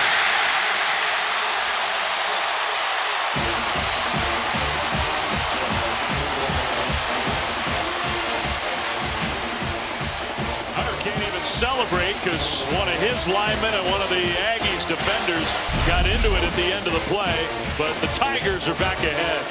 And a little bit of a zone read there. Just slows down the end guys on the line of scrimmage just a millisecond. So where Jarquez Hunter can then just kind of work inside. And find the crease and score. I mean, here we are back and forth. I mean, this big play after big play. And you give the Auburn defense credit too. You had the missed field goal. The place sort of goes quiet, and the defense got the 3 and out, got the ball back with good field position. And Auburn right down the field. Extra point is up and good. And the big play in the drive, 2nd big catch for Keandre Lambert-Smith tonight. And you see why he's averaging almost 20 yards per reception. He's probably over 20 yards now. Just look at him come back and go up over the top, reach back over Des Rick's pads on the double move. The stutter go. He plays it the perfect way. You got to try and play the eyes in the hands. The ball's underthrown, and you see Des Ricks. He's just like, there's nothing more I can do. And then here you see it. Just a nice read on the part of Peyton Thorne. Good ball handling. He has played his heart out here tonight. This is what they come to expect from a guy like Peyton Thorne. This is what they expected in terms of his performance coming into this season, where, as he told us, he had the best offseason he's had in his career. He thought he was in great shape. He thought he knew the offense. Things weren't going good for him early on. They're going good for him tonight. A huge touchdown. Quick strike from Auburn. 55 yards in a minute, 36 seconds. The big plays for Auburn in the pass game. 2 from Coleman, 2 from Lambert-Smith tonight. Those have been really, in a lot of ways, the story of this game.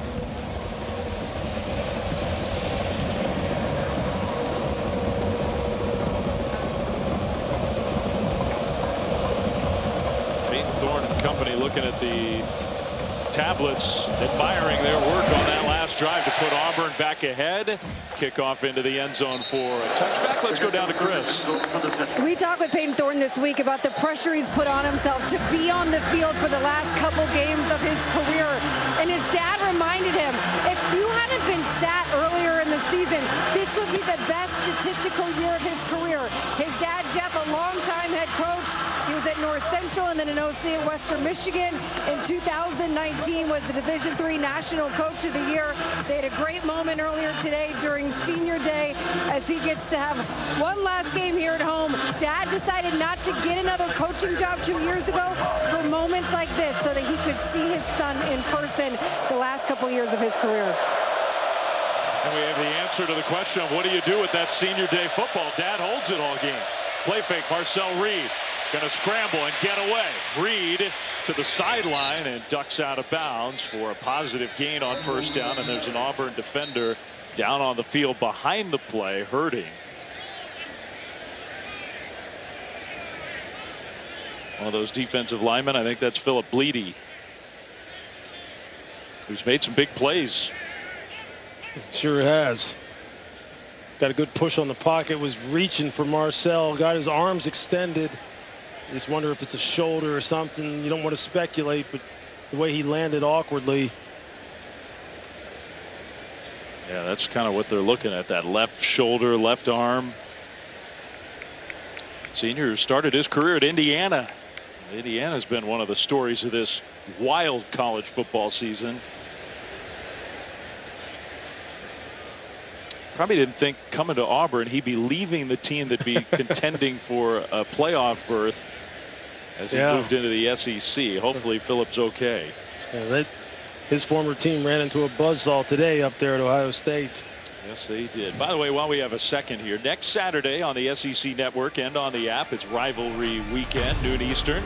Kentucky hosting Louisville, Arkansas against number 23 Missouri, and then it's 7:30 Eastern. An all-cast presentation of Texas A&M, 4 different camera angles, and real-time player and team stats.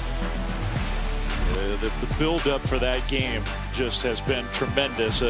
Obviously, the league, Oklahoma, Auburn down towards the bottom. Arkansas, big expectations. LSU's been disappointing. Aggies have been great. Alabama's in big trouble. Tonight, South Carolina's in a better position, I think, in terms of the playoff than maybe anybody has thought over the last few weeks. How about that? But you could see that was a football team that also just needed to put it all together. You saw it in their performance against Texas A&M a couple weeks ago.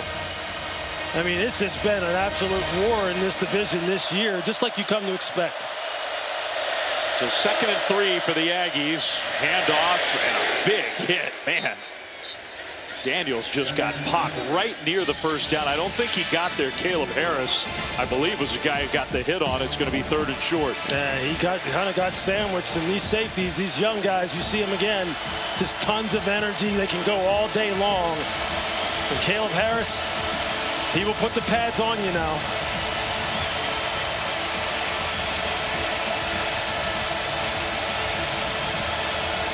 A&M prides themselves on their ability to run the ball. They need a yard. Handoff. Daniels is going to get that yard and then some. Nope. From his teammates, got pushed forward outside the 40-yard line. I think Crownover, the right tackle, carried him for a few extra yards. Sure did. Good blocking on the edge. Tight end Theo Melanostrom. Good block at the point of attack. Crownover, as you said, and then Amari Daniels just shouldering the load with this Texas A&M running game. He's been really good. Aggies down 7 again. They were once down 21 in this game, and now incomplete. Wow, he had Noah Thomas. Reed did. Just a little too strong with that throw. It'll be second down. Yeah, it's just a clean pocket miss on the part of Marcel Reed. Noah Thomas ran a nice route. Sold it like he was going across the field on maybe an over route, broke it back outside. He was wide open. You put it on him, that's another explosive play. Reed's been impressive. Very talented youngster, but on the road in front of a huge, loud crowd, having to play from behind again. Left side run on 2nd and long. That was a good second down play. Outside the 45, a gain of 5. There's Terry Bussey. You can see why they've made him a big part of the game plan, why they want to get him the ball. No doubt. Colin Klein, again, the offensive coordinator for Texas A&M, doing a nice job of just using what he has available. And we talked about it. They've lost some big-time running backs. They've had to move people around. They've had some changes at quarterback. They've settled in there. Changes at wide receiver. They've settled in there. And here, 3rd down. Huge play. 3rd and 5. Smith in the backfield with Reed. Takes the snap. Reed. Pass knocked down. Knocked down, incomplete. And guess who? Mr. Riddick got his hands on that ball. There he is again. These freshmen, man, they are just something else. You're going to see him standing right here in the middle of your screen, and then he's just going to drop out. Just going to keep his eyes on the quarterback and just spy him and just try and time up his jump perfectly. Had he come down with that, it would have been off to the races, maybe a pick-6 situation. I don't even know if Marcel Reed even saw him. That was interesting, too, because 3rd and 5, close to midfield, getting close to the 4th quarter. I thought maybe A&M would consider it a 4-down situation. Instead, they throw, incomplete, and they punt the ball back to Auburn. Fair catch right around the 11 by Simmons. And that will be the final play of the 3rd quarter. Auburn, desperate need of a big program-changing win. And they're 15 minutes away. And Jordan-Hare leading number 15, Texas A&M, as we go to the 4th quarter.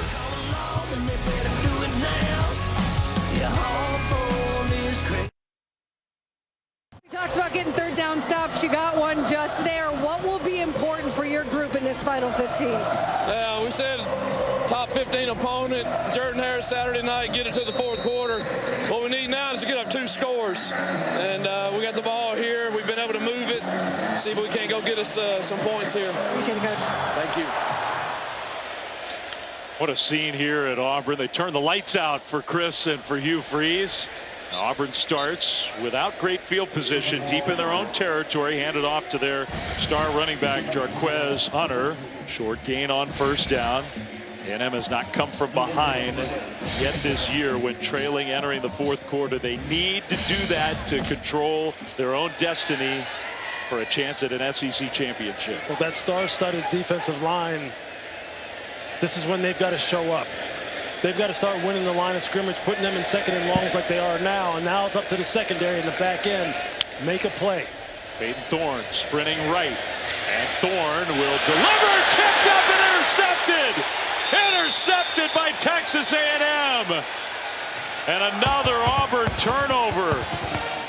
B.J. Mays comes up with the ball after the deflection.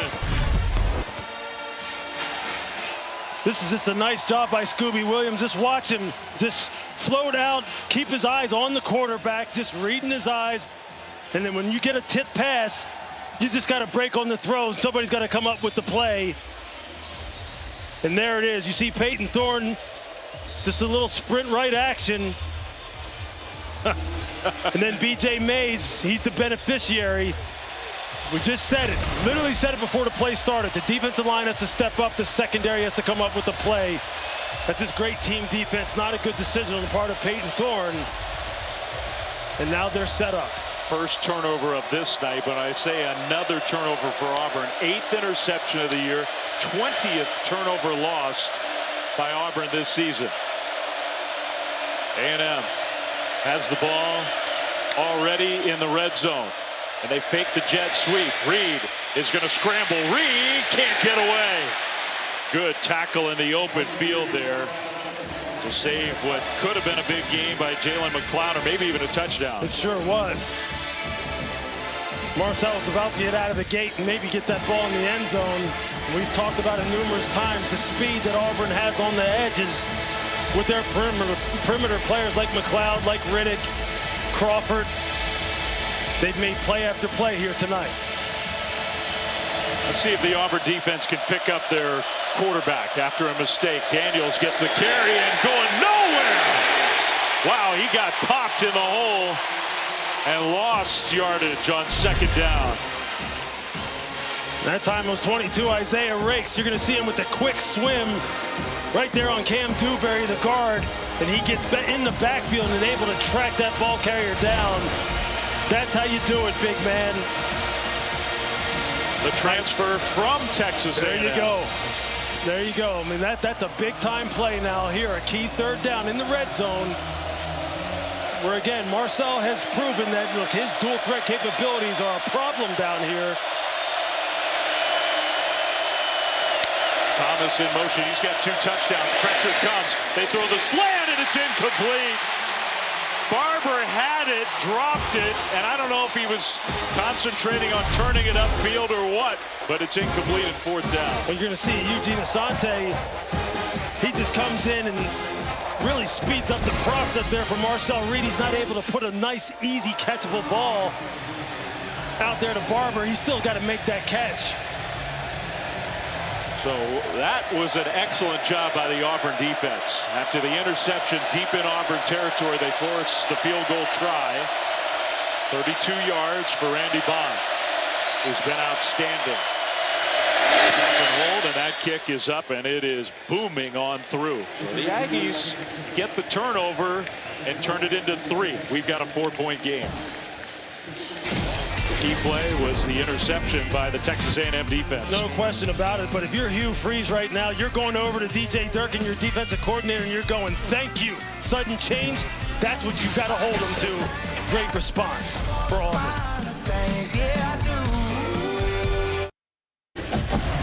You're watching the SEC on ESPN. In a lot of ways, this is what the SEC is all about. A 1-5 team in conference play. Auburn playing their tails off tonight and making it very tough on a team with huge stakes. Texas A&M, a field goal by the Aggies makes it a 4-point Auburn lead. The kickoff into the end zone, touchback. Auburn's offense back out on the field. Why are the stakes so big for Texas A&M? With a win, 33% chance, basically beat Texas, and we know you're in the SEC championship game. With a loss, the odds are a little better than they were at the start of the night, but still, if they lose, their chances of playing for an SEC title almost disappear. Game day is going to be in College Station next week. Primetime Saturday, Thanksgiving weekend. The rivalry, which hasn't been in existence for the last decade plus, and imagine what that place is going to be like, no matter what happens here at the end of this game, but especially if the Aggies win. First play from scrimmage, and well pursued by Texas A&M. Simmons, who's got so much speed and quickness, slipped. A lot on the line. And he slipped because B.J. Mays really did a nice job of setting the edge as the Nichols, the man on the line of scrimmage, wouldn't let him get on the perimeter, trying to put his foot in the ground and get the ball up inside. Good team defense by A&M. Good point. And that's huge for the Aggies. It's a loss of 3. So 2nd and 13. No Hunter. Thorne in the pocket. Pressure. Thorne will get away momentarily, going backwards and heaves it out of bounds. He did well to avoid the sack, but now it's 3rd and very long. Yep.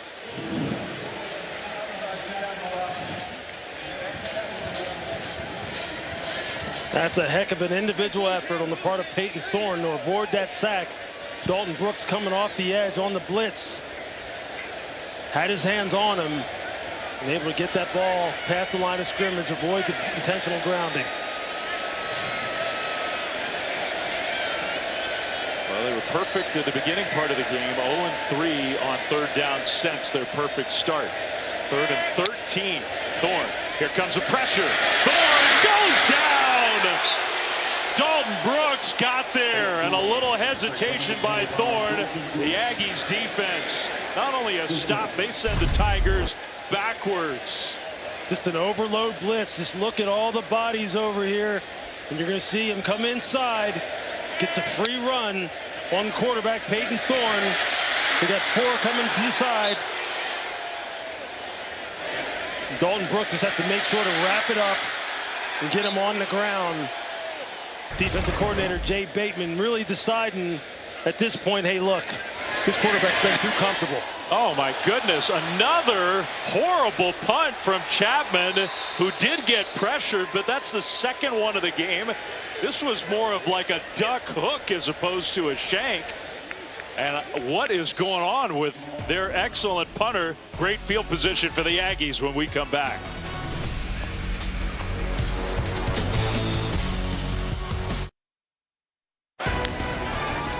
ESPN College Football Primetime is presented by IHG Hotels and Resorts. 19 hotel brands, 1 loyalty program. Download the app. And in part by Mercedes-Benz. Well, Texas did their part today. Kentucky was game early, but the Longhorns end up with a comfortable win. So that sets the stage on their part. Meanwhile, Oscar Chapman, and I think in a way, Auburn kind of got away with one here. The punt looked absolutely horrible. It did end up going 31 yards, so it wasn't a 10-yard punt. I just don't understand what he was trying to do there. You just got to boom that ball out of there and see if you can flip the field. You're giving Texas A&M the ball on the plus side of the 50. That's just not good. That shouldn't happen. Not good. Second bad punt of the game. Reed will throw it to his tight end, who leaps over an Auburn defender. Wow, what an effort by Trey Watson. That play looked doomed, and instead they get 4 yards. And they've been trying to get the tight ends more involved in this offense. It started a week ago. And here you're going to see him just hurdle Sylvester Smith as he comes up and tries to go low on him. I mean, Trey Watson is 6'5", 250 pounds. He's a big boy now, a good athlete. 2nd and 5, A&M.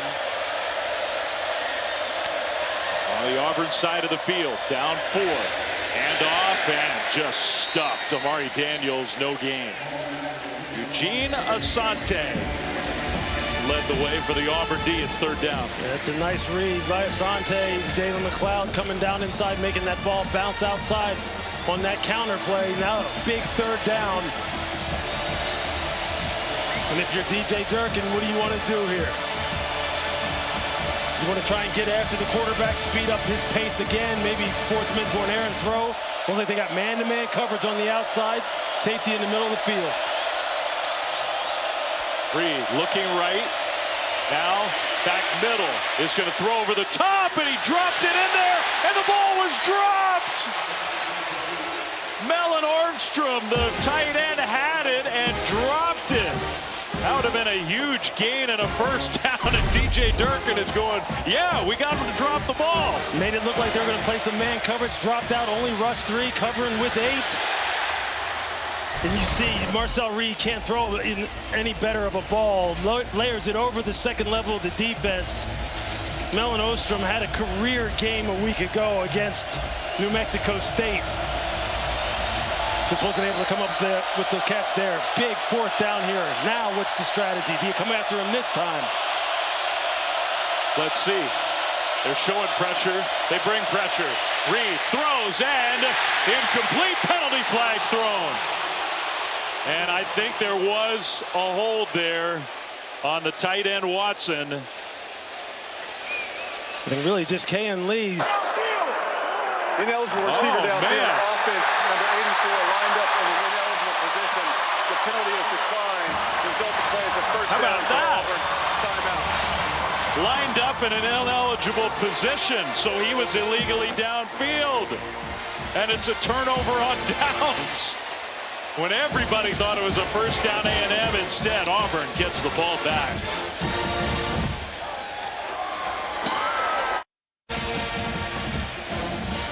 See here, you see this man circled in the end man on the line of scrimmage, Ja'Day Walker. He has to be back off the ball because with him being on the line of scrimmage, he makes the tight end, number 84, Trey Watson, ineligible. Just got to be careful as far as how you line up to make sure that the eligible receivers are in an eligible position. So back-to-back drives. A&M started at the Auburn 15 and then started at the Auburn 45 and gets a total of 3 points out of it. Meanwhile, their defense is starting to make big plays. Scooby Williams for a huge loss on first down as Thorne goes backwards and loses 4. It's a nice job by Scooby Williams out on the perimeter. Every single possession matters now. Every play matters. Field position is going to be a big part of this game.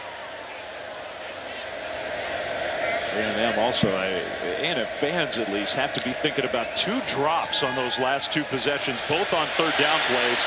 Thorne scrambling right. Thorne is going to run and go out of bounds and runs into some water coolers over there.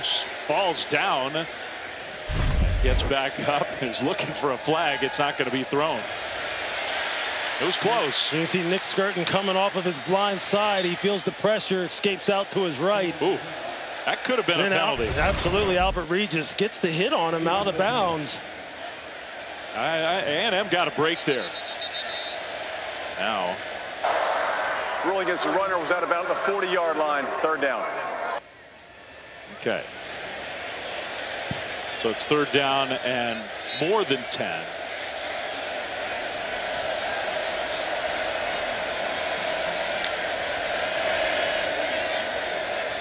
It's like you're going to get another overload pressure, this time to the offense's left.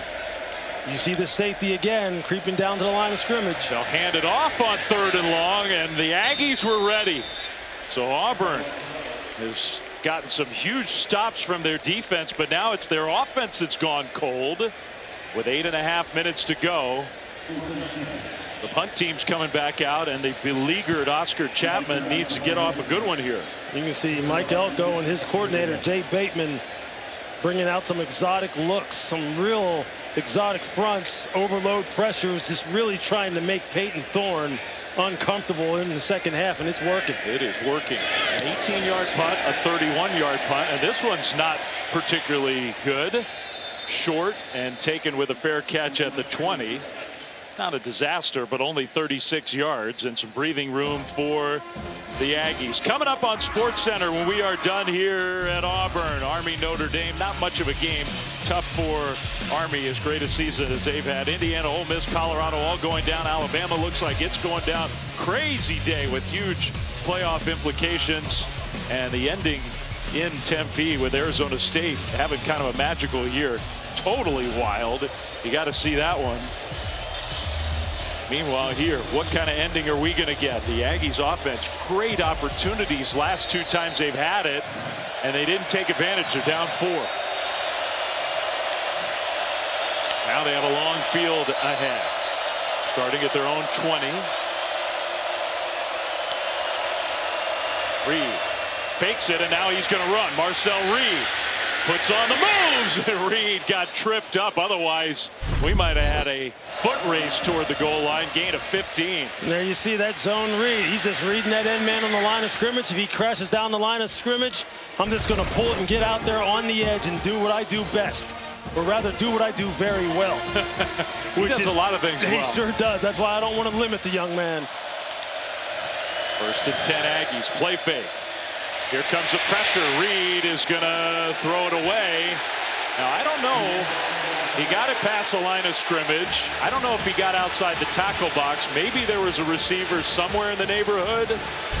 They're going to throw the flag. That's going to be intentional grounding.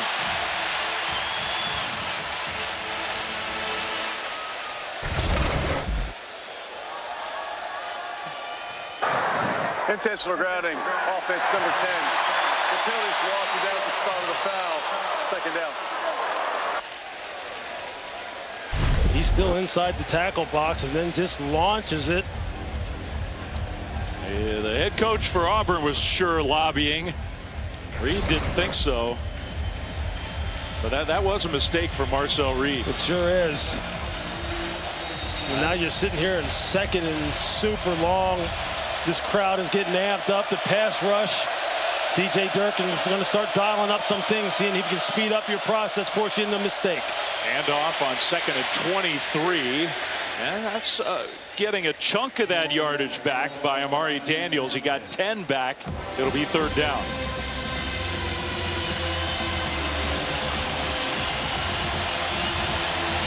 It's a big stop here, a big down and distance here for this Auburn defense. You got them in 3rd and long like this, 3rd and 14. You just got to make sure you give them nothing cheap behind you. Make sure you secure the tackle. And if you're A&M, you got to get a catch and run situation.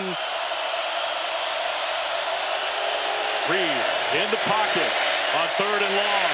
Throws and it's caught. 1st down and more into Auburn territory. Barber down the sideline. Jabri Barber, who dropped one in the red zone a couple possessions ago with a huge play, 36 yards. And just watch Jabri Barber working from the left to the right. You're going to see him sneak right in behind Austin Keys, the linebacker.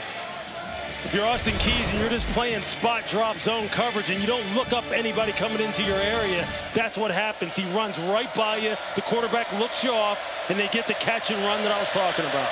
Now they throw a little wide receiver screen to Bussey, and he gets just to the 3rd and long conversions for A&M in this game. That was big. And you can see what DJ Durkin was thinking. I'm going to drop 8. I'm going to try and play this top down, keep everything in front. But again, if you're a 2nd level zone defender and you don't look up the patterns as they come into your area, that's what happens. They run right by you. That clock winding down. Under 6 minutes to go. 4-point game. Reed across the middle to his tight end Watson again. And that's going to be real close. I think he got enough. He did. That's a 1st down, Texas A&M. A&M really working this zone coverage that Auburn is using right now. They've gone some drop 8. They've played some traditional cover 3. They look like they've been trying to play a little bit of, maybe a little bit of cover 4. And it's just not working. Marcel Reed is cutting it apart. They're finding the open receivers. The receivers finding the soft spots. One of the biggest 5 minutes for Texas A&M football in a long time. Marcel Reed. And the Aggies offense on the move. There goes Reed inside the 20, 15. Bounces it left side and gets dragged down. The open field tackle by Kayan Lee, but he got 11. Here they play a little bit more man coverage. Underneath, defenders turn their back. Marcel Reed goes, you can't see me, I'm running. I'm just going to take off. Before you know it, I've already got 10, 15 yards before you turn around and realize I've broken the line of scrimmage.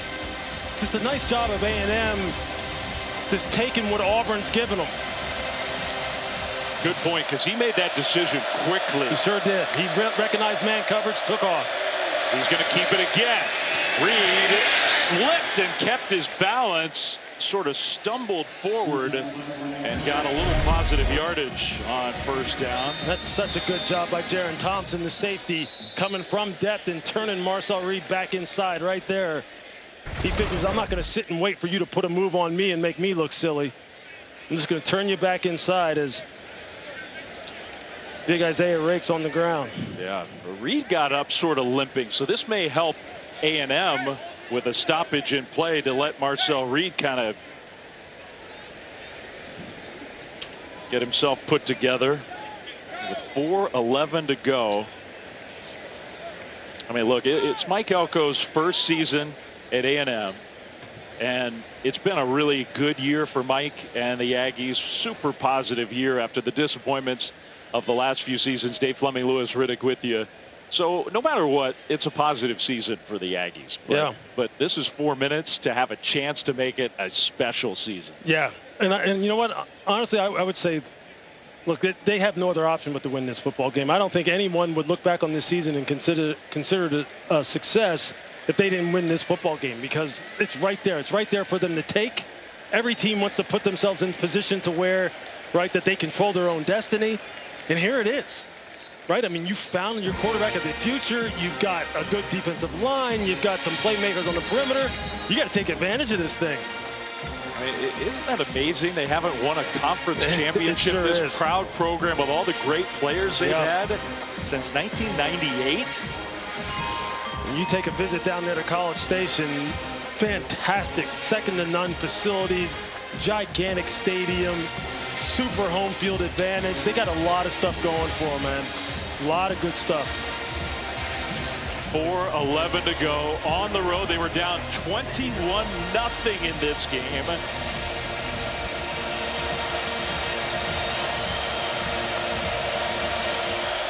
They can get a first down, barely. It's not quite end goal to go. Handoff, Daniels straight ahead, picking his way forward. Touchdown! Just bowled his way into the end zone, Amari Daniels. And Texas A&M has its first lead of the game. He knocked Jared Thompson backwards.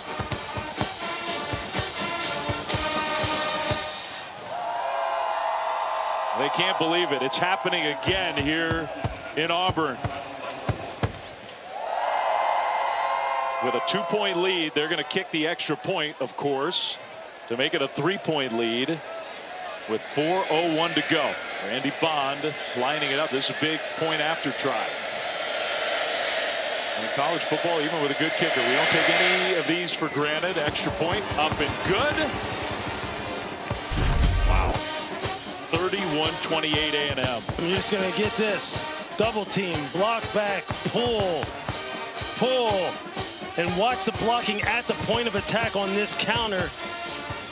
You see the double team at the point of attack, they get movement, and then they just get hat on a hat. A nice block by Theo Mello Ostrom coming across the formation, the tight end. You're going to see him just come across, and boom, he gets the hit right there on Mausi. And then downhill goes Amari Daniels. That's this power football, old school power football, gap scheme, whatever you want to call it. Just getting the hat on a hat, getting good angles. You got to get some push at the point of attack. And there comes the bowling ball, all 215 pounds of Amari Daniels. I'm glad you singled out the tight end too, because he had a huge drop. Yeah, he sure did. A play that was kind of looming over this whole game. Yeah. And to make that block to help put A&M ahead for the first time all night. They were down 21-0. It's now 31-28 Aggies. Another big kickoff and a touchback. Our drive recap covered by Geico. What a drive it was. 80 yards into the end zone for A&M. I mean, it just really is amazing how this offense has continued to just find ways to move the football down the field and really just take what the defense is giving them there. The catch by Barber, and then the scramble by Marcel Reed when the defense is playing man-to-man and they turn their back, and then just running the counter with the double team at the point of attack. Mello Ostrom getting a good block. That's his textbook right there. Colin Klein, that's the way to call it. And that conversion to Barber, that play we showed you, the first of those highlights, Hunter slips on the perimeter. That was 3rd and 14, remember? Yeah. That play that A&M converted to keep the drive going. Meanwhile, for Auburn's offense, Lewis, they've outscored Auburn. A&M has 31-7 since early in the second quarter. Auburn scored touchdowns on their first 3 drives. They have 1 score total since then. And off again, and just nowhere to go, just straight ahead into the line. And Auburn fans are cranky. The time is now the friend of the Aggies, under 4 minutes to go, and 3rd and long. Yeah, look, as Hugh Freeze told us, we have to make some plays on the outside. And Auburn tried to go so fast, and they're the ones that moved early. False start, offense. Number 8 was never set prior to the snap. 5-yard penalty, 3rd down.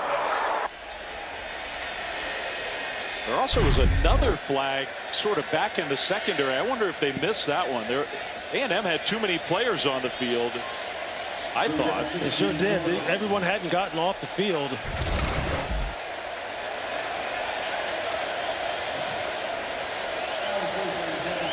And we have Matt Austin. Matt Austin is with us, and the false start negates, essentially supersedes that too many men on the field penalty. So now it's 3rd and 16. They've got to get a chunk play on the outside. They have got to get Cam Coleman back involved. He's in one-on-one down here at the bottom of the screen.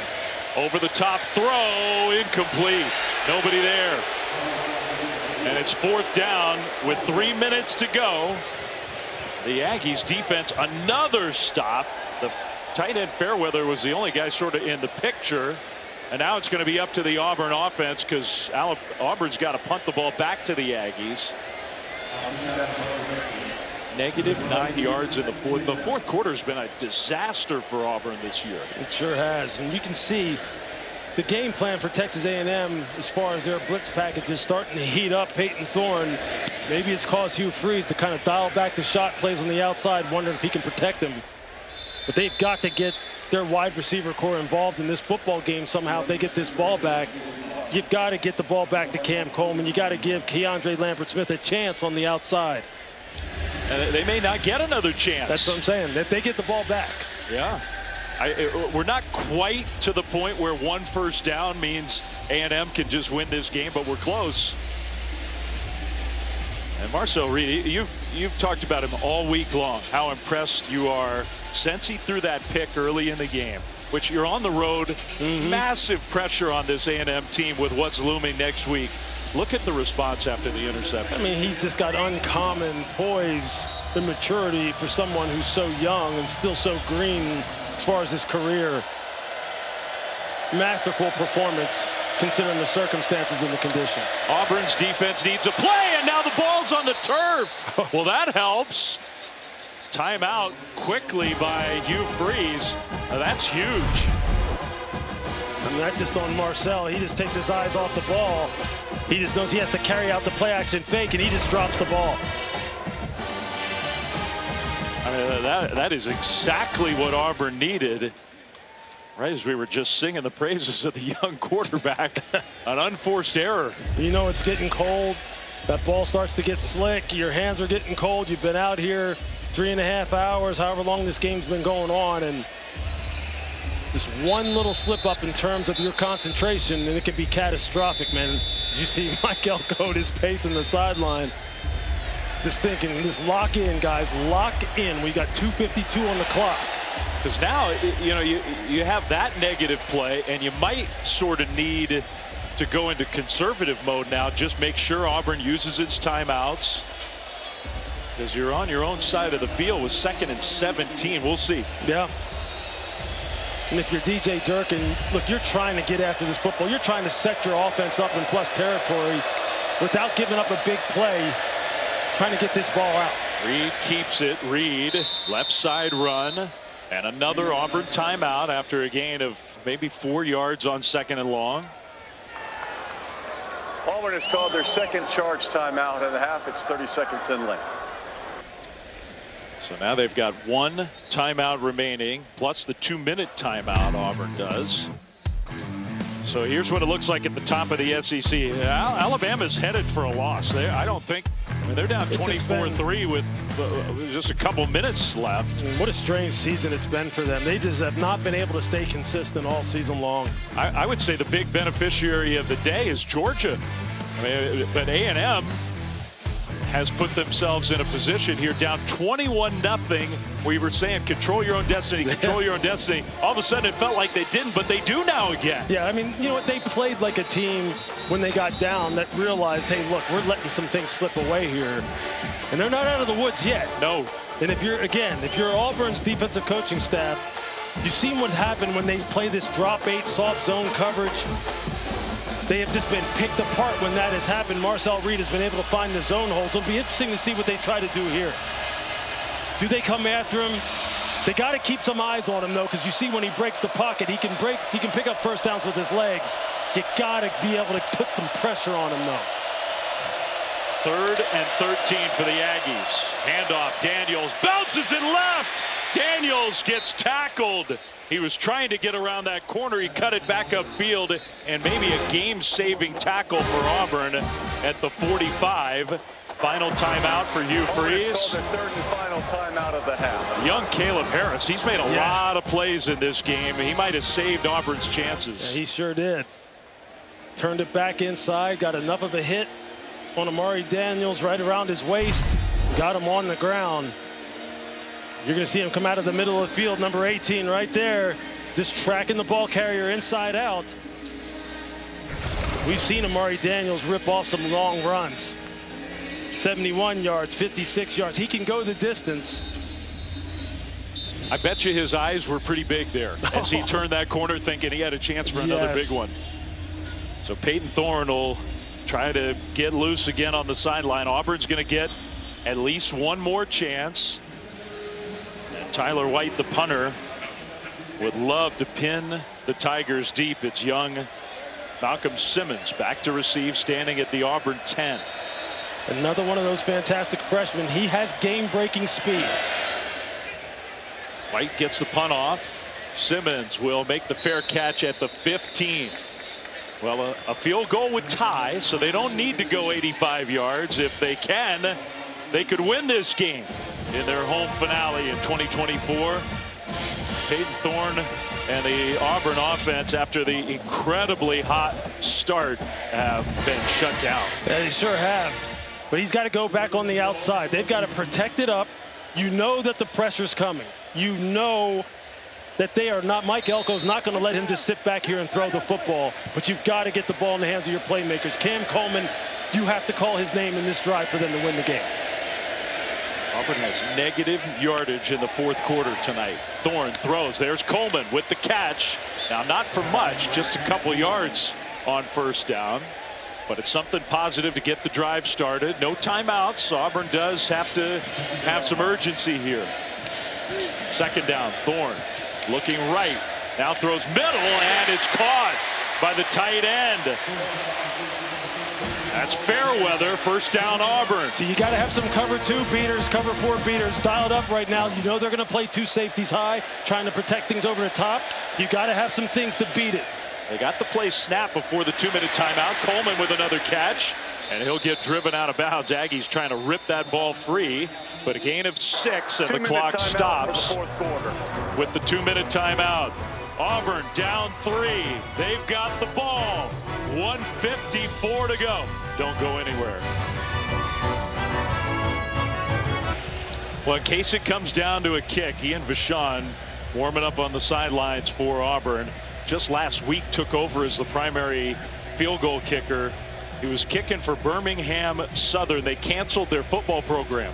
He was just a regular old student, and the special teams guys here found him. He made 2 kicks last week, and who knows, this game may come down to him. Auburn trails by 3, 1:54 to go. 2nd and 4, still on their side of the field. A&M jumps, Auburn jumps. Flags thrown. I think this is going against the offense. False start. Offense number 77. 5-yard penalty. Remains second down.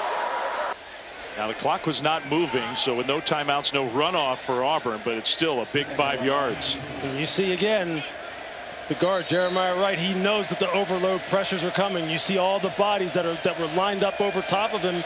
Mike Elko continuing to try and put the heat on Peyton Thorne. 2nd and 9. Thorne under pressure, rolling, throws on the move into traffic, and it is incomplete. Out of bounds. Intended for Lambert Smith. Ruling on the field is an incomplete pass. 3rd down. 3rd and 9. Look, Keandre Lambert Smith was really trying to keep those feet in bounds. You're seeing him. He's trying to toe tap along the side. I'm not so sure he wasn't in back. Hard to see where his feet are right there, but that was a lot closer than it looked. He was walking that tightrope. Incomplete pass on the previous play is under video review. I was going to say, looking at it up here, he was close. So it's a huge play, so they got to look, and they will. Trying to get a better look at it here as you see him working back to the ball. That left foot's in bounds. Oh, wow. Wow. Did he have the ball while those toes were still down? That's the question. Or did the feet leave the ground before he had it? They definitely have to really take a close look at this one. Whoa, what an effort. This one, it's hard to see. Feet are still on the ground. Feet are still on the ground. Ball's not ball. Now he has it. It's hard to tell if his feet had come off the ground. Ooh. I mean, the call on the field was incomplete, out of bounds. I don't know if you can overturn that. Maybe you can see it here. Maybe our best chance to look. Feet down. Does he have the ball right there? Matt Austin is with us. Matt, you think we have enough potentially to overturn that call?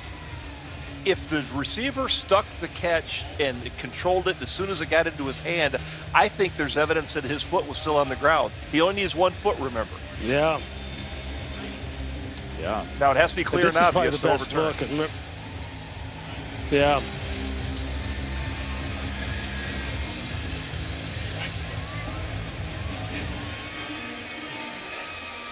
Just a nice job of being aware of where he's at.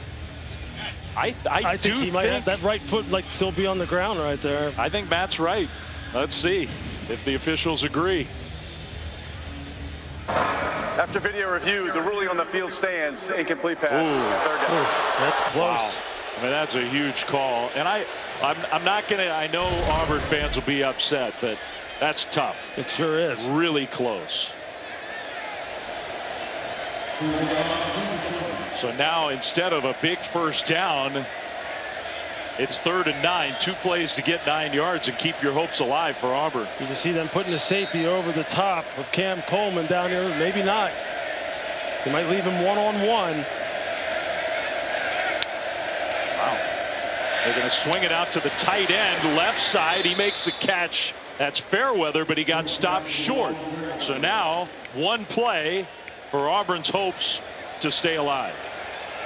It's 4th down and maybe 2. Cam Coleman was wide open. If he throws it to Cam Coleman, it's a touchdown. And now Texas A&M has called their first charge timeout of the half. It's 30 seconds in length. So they get positive yardage, but maybe Auburn missed a game changer. It's 4th down. There may have been time here for Peyton Thorne. Just watch Cam Coleman going down the field. If Thorne could have just held this for another tick and just thrown this ball with some anticipation, just look at where Coleman's going. Ooh. If he can hit him in stride, there's just no way the safety Dalton Brooks is getting over there. And I want to give you credit because you noticed it well before the ball got snapped. That extra defender on that side crept up to the line of scrimmage. I thought they were going to roll a safety over the top. I mean, you would think that they're going to try and make sure they take care of their most explosive playmaker. They turned him loose. I mean, Peyton Thorne just made a judgment call and tried to get it out to, maybe he was told, hey, look, just throw it to Fairweather no matter what if he's open. But man, wouldn't have that been something? You have Hunter in the game. You need 2 yards. He's in the backfield with Thorne.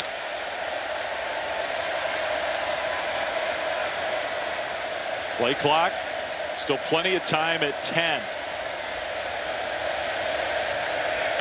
Tight end in motion. Thorne is going to scramble. He's going to get it. And much more. Thorne into A&M territory down to the 40. Got 23 yards. Same thing that happened when Texas A&M had the ball. When Marcel Reed took off against man coverage, Peyton Thorne recognizes the same thing and takes off. Hunter handoff straight ahead. And he gets 4 on first down. There's plenty of time in terms of getting in field goal range. But I'm not sure Auburn wants to leave it to a kick. And then you see there the crowd booing now. Shamar Turner taking his time getting off the ball, getting off the ground. Please reset the game clock to 1 minute 21 seconds, and we'll start on the ready for play. Okay, so a little extra time. 1:21, and now they'll wind the clock. Auburn sends that tight end in motion again. Pressure comes. They'll throw it to Fairweather high off his fingertips. Incomplete. Well, it stops the clock, but that was wide open, and now it's 3rd and 6. I mean, it's a nice job of Peyton Thorne of pump faking, getting the safety Bryce Anderson up in the air in a clear throwing lane, and then he just misses him. So 3rd down.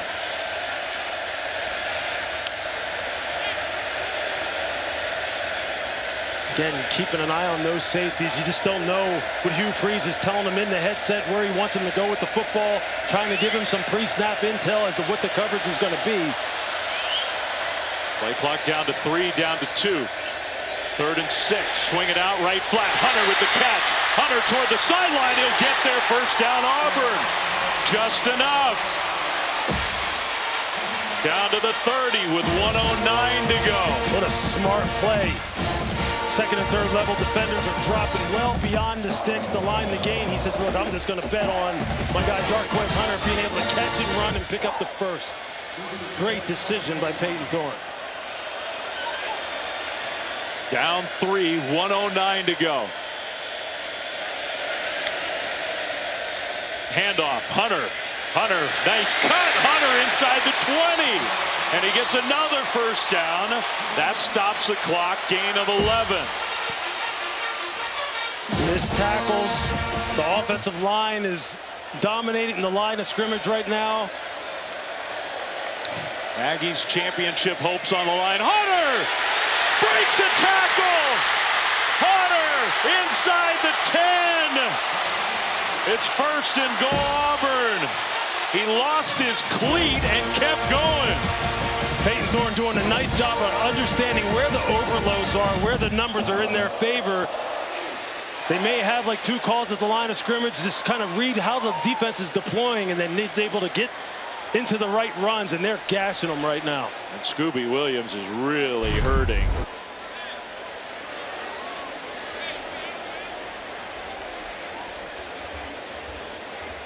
Missed tackles.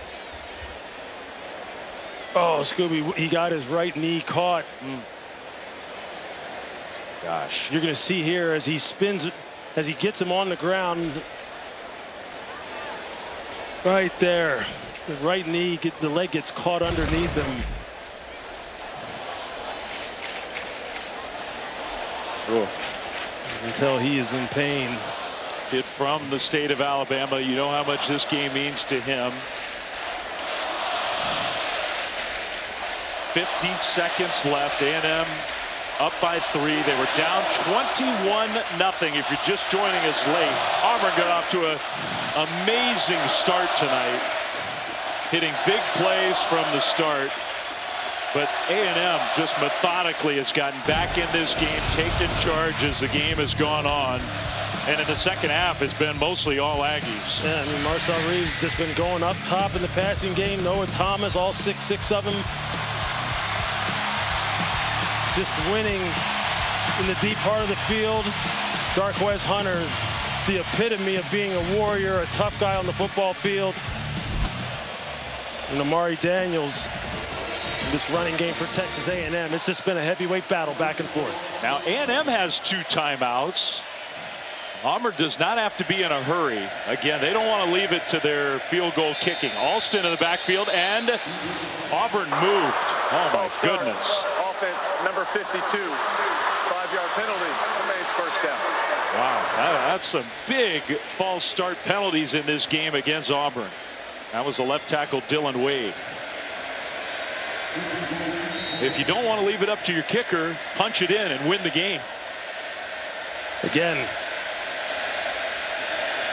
I just find it hard to believe that Cam Coleman does not play a factor here in this game late.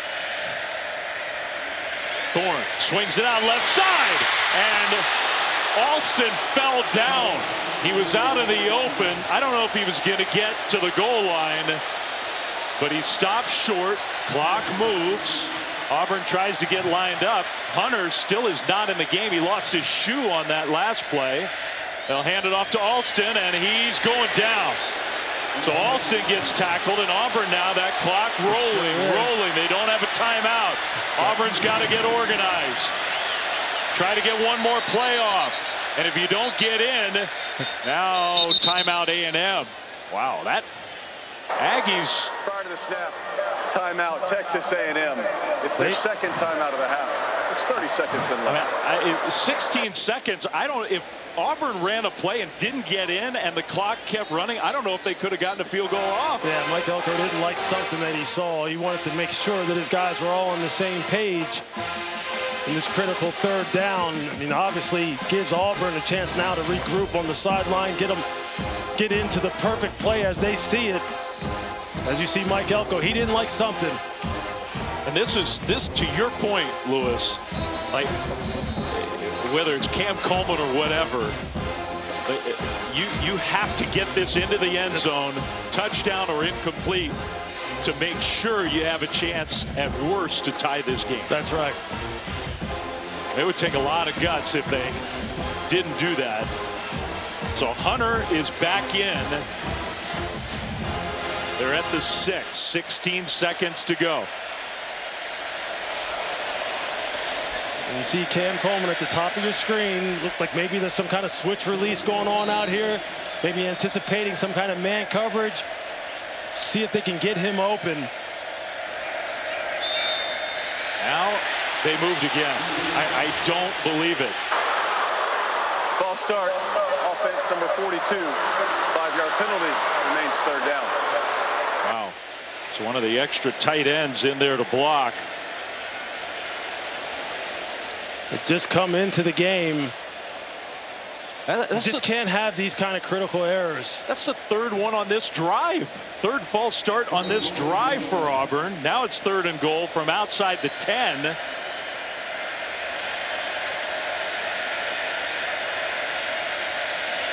There's still 16 seconds left and no timeouts. Thorne can't get sacked. Thorne being pressured, looking toward the end zone, and he throws it away with under 10 seconds to go. And now quarterback was outside the tackle box. The pass would be on the line of scrimmage. Incomplete pass. 4th down. It's going to come down to the young man who was not the kicker at Auburn very recently. Ian Vachon is going to try to tie this game. Field goal kicking has been a disaster for Auburn this year. They've missed 9 kicks. They're under 50% as a team. This one from 29 yards to tie the game. Low snap, kick up, kick is good. He made it. I don't care if it was from 29 yards out. That's a pressure kick. That's so good. Good for him. I did not think it was a great snap. It was a good hold. We're 5 seconds away from overtime. Clean operation. He gets a good kick on it right down the middle of the uprights.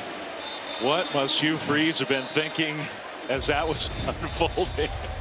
Oh my goodness. He's probably still thinking about all those self-inflicted penalties, false starts, just making things more and more difficult.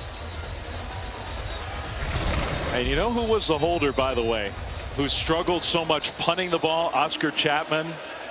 That's a clutch play. I mean, it wasn't a horrible snap, but it was just low enough to where if it wasn't a good hold, it could have ruined the whole thing. It's a game of inches, man. A game of inches, especially when you're talking about high-level football, high-level competition. What an incredible game. What a game. Incredible. 21-0. A&M comes back. They take their first lead late in the 4th quarter. Auburn's offense looks down and out. They're being pressured. They're making mistakes. And they go 74 yards in 2.5 minutes and tie the game. So barring something totally crazy here, we're going to get overtime.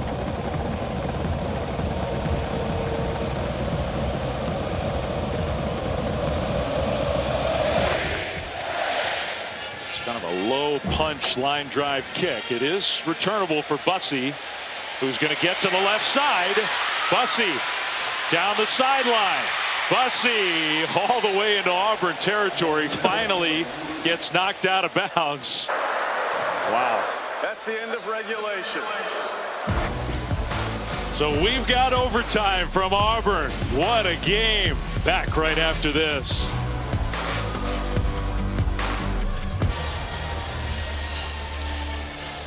Dave Fleming, Louis Riddick, Chris Button. We've got a heck of a game here at Auburn. 31-31. We're going to overtime. And before we get started, let's send it down to the field. Our referee, Jason Autry.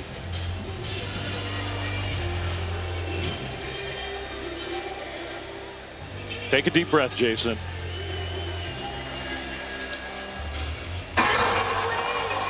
Captains, great ball game to this point. We're going to go into extra periods. We'll do a coin toss, and we'll have a choice for offense, defense, and which end of the field, and we'll play until we have a winner. Texas A&M, you're going to call it again. This is heads. Auburn, this is heads. This is tails. Call it before I flip it. Heads. He's called heads. It is tails. You've won the toss. You're going defense. Which end of the field do you want to play on? We'll play down here. Turn this way if you would, please. Auburn has won the toss. I'd like to play defense in the north end zone. Let's finish a great game. It has been a great game. So it is an advantage. You win the toss to start overtime. You know what the other team does when they get the ball first. And then what you need to do. Makes it a little easier. So A&M's going to have the ball with their young quarterback who's been so impressive in so many ways. Marcel Reed. We know what's on the line for the Aggies. The showdown with the Longhorns next weekend. If they win tonight and win that game, they're going to play for an SEC championship. This is good. This is real good. You know, red zone defense, red zone situations were some of my favorite when I was a player. I loved it down here because it's a thinking man's game. Everything happens fast. You really find out what you're made of in this area of the field. Let's see what they got. First play of overtime. Daniels gets the carry, and he's stopped after a short gain. A wrestle for the ball. Forward progress was stopped prior to loss of possession, second down. But the ball didn't come out, so that's just a gain of 1. You're going to see Amari Daniels here. They blew the whistle. Forward progress had been stopped. You can see the defenders just tearing at the ball. Eugene Asante. Second down. And of course, you can get first downs. It's normal football starting at the 25 without a game clock.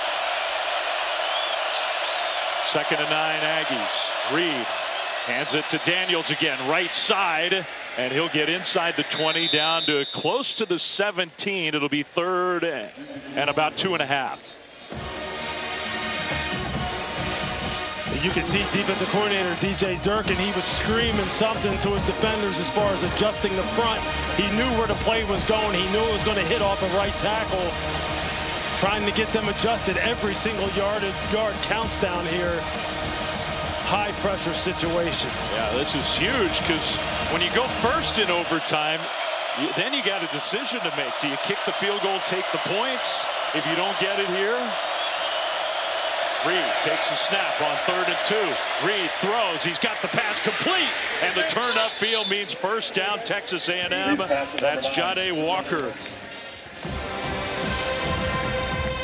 It's a nice little man beater. You see here, Jade Walker just runs a little quick out. Safety's off about 10 yards. Jaron Thompson not able to close down on that quick out fast enough. He just has to turn it upfield and pick up the first.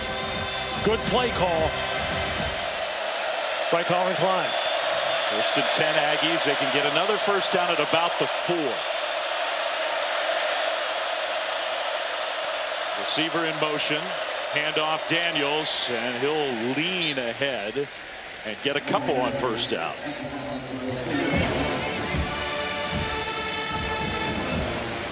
Going back to the weak side counter game, leaning on that big offensive line, man. I mean, you've been out on this football field now for almost 4 hours, playing a lot of snaps, man. You just got to lock in. A&M's run 83 plays from scrimmage. It's unbelievable. You got to lock in, call on all your reserves.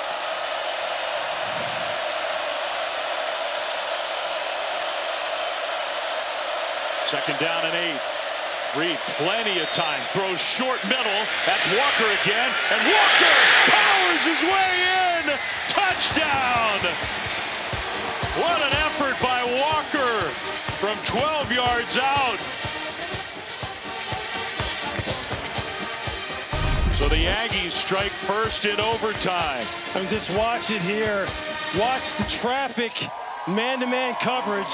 Watch how he just uses the natural picks and the distortion here in the traffic that the corner, Jay Crawford, has to work through.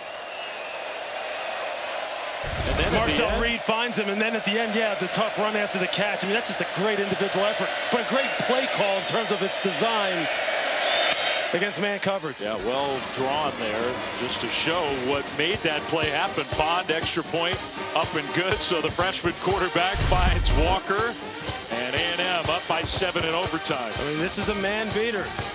Just bring him on the shallow cross, and you see Jay Crawford trying to work his way through traffic, and then he's not able to get him on the ground. Today, Walker with the individual effort, able to drag Jaron Thompson into the end zone. You see here, you got two defenders. You're thinking, we're going to get him on the ground, live to fight another down. But Walker goes 6'5", 205, 210. You can just see right there from that angle how long and angular he is, and he just drags the safety into the end zone. Great play call, great execution, and then the individual effort at the end. Thomas and Walker on Texas A&M side, Coleman and Lambert Smith on Auburn side. Some wide receivers have played tonight. They sure have. Speaking of Coleman, where is he? Yeah, he's been too quiet in the second half.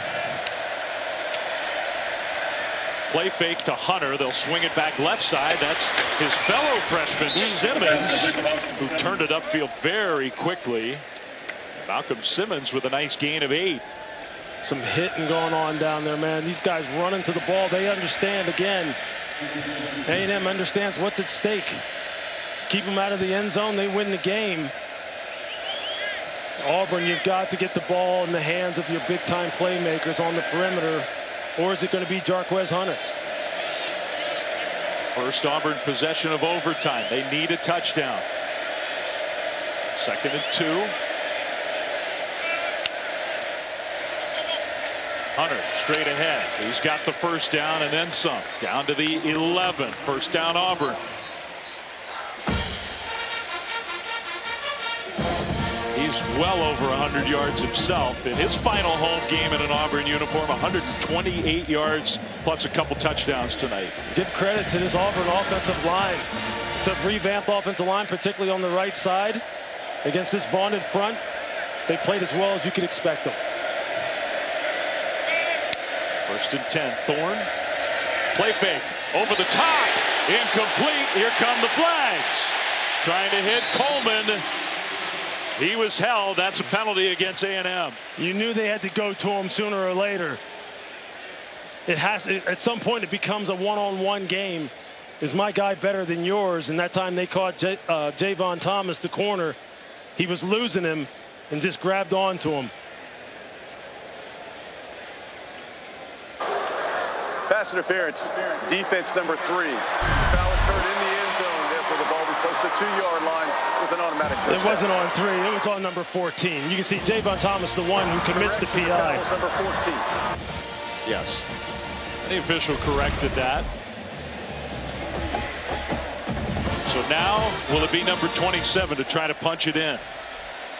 And then would Hugh Freeze consider going for 2 to try to win the game? Oh, boy. Hunter gets swallowed up. They're trying to rip the ball away, but he won't go down. Hunter, man, so tough to tackle. Stop for no gain. Shamar Turner saying, I'm trying to end this thing right now. I don't blame him. Yeah. Auburn, I know the stakes aren't as high for them in terms of the championships, but they so badly need a big win at the end of a disappointing year for lots of reasons. 2nd and goal. Cam's one-on-one now at the bottom of the screen. Little option, pitch play. Hunter, touchdown!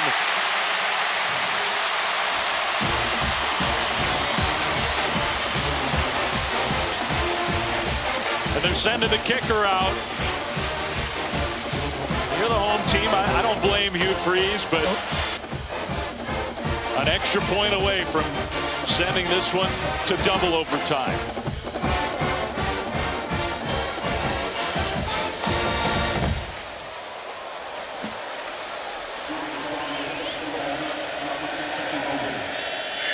Vashon made the field goal to tie at the end of regulation. Another kind of low snap, kick up, and good. Tie game.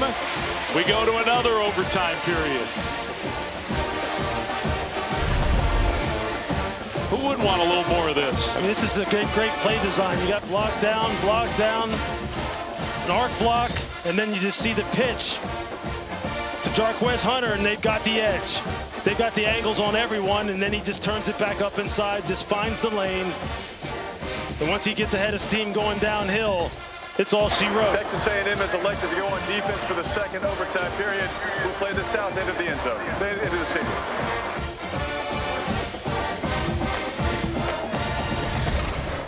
So we'll flip down to the other side of the field. And of course, A&M gets the choice now in double overtime, the second overtime.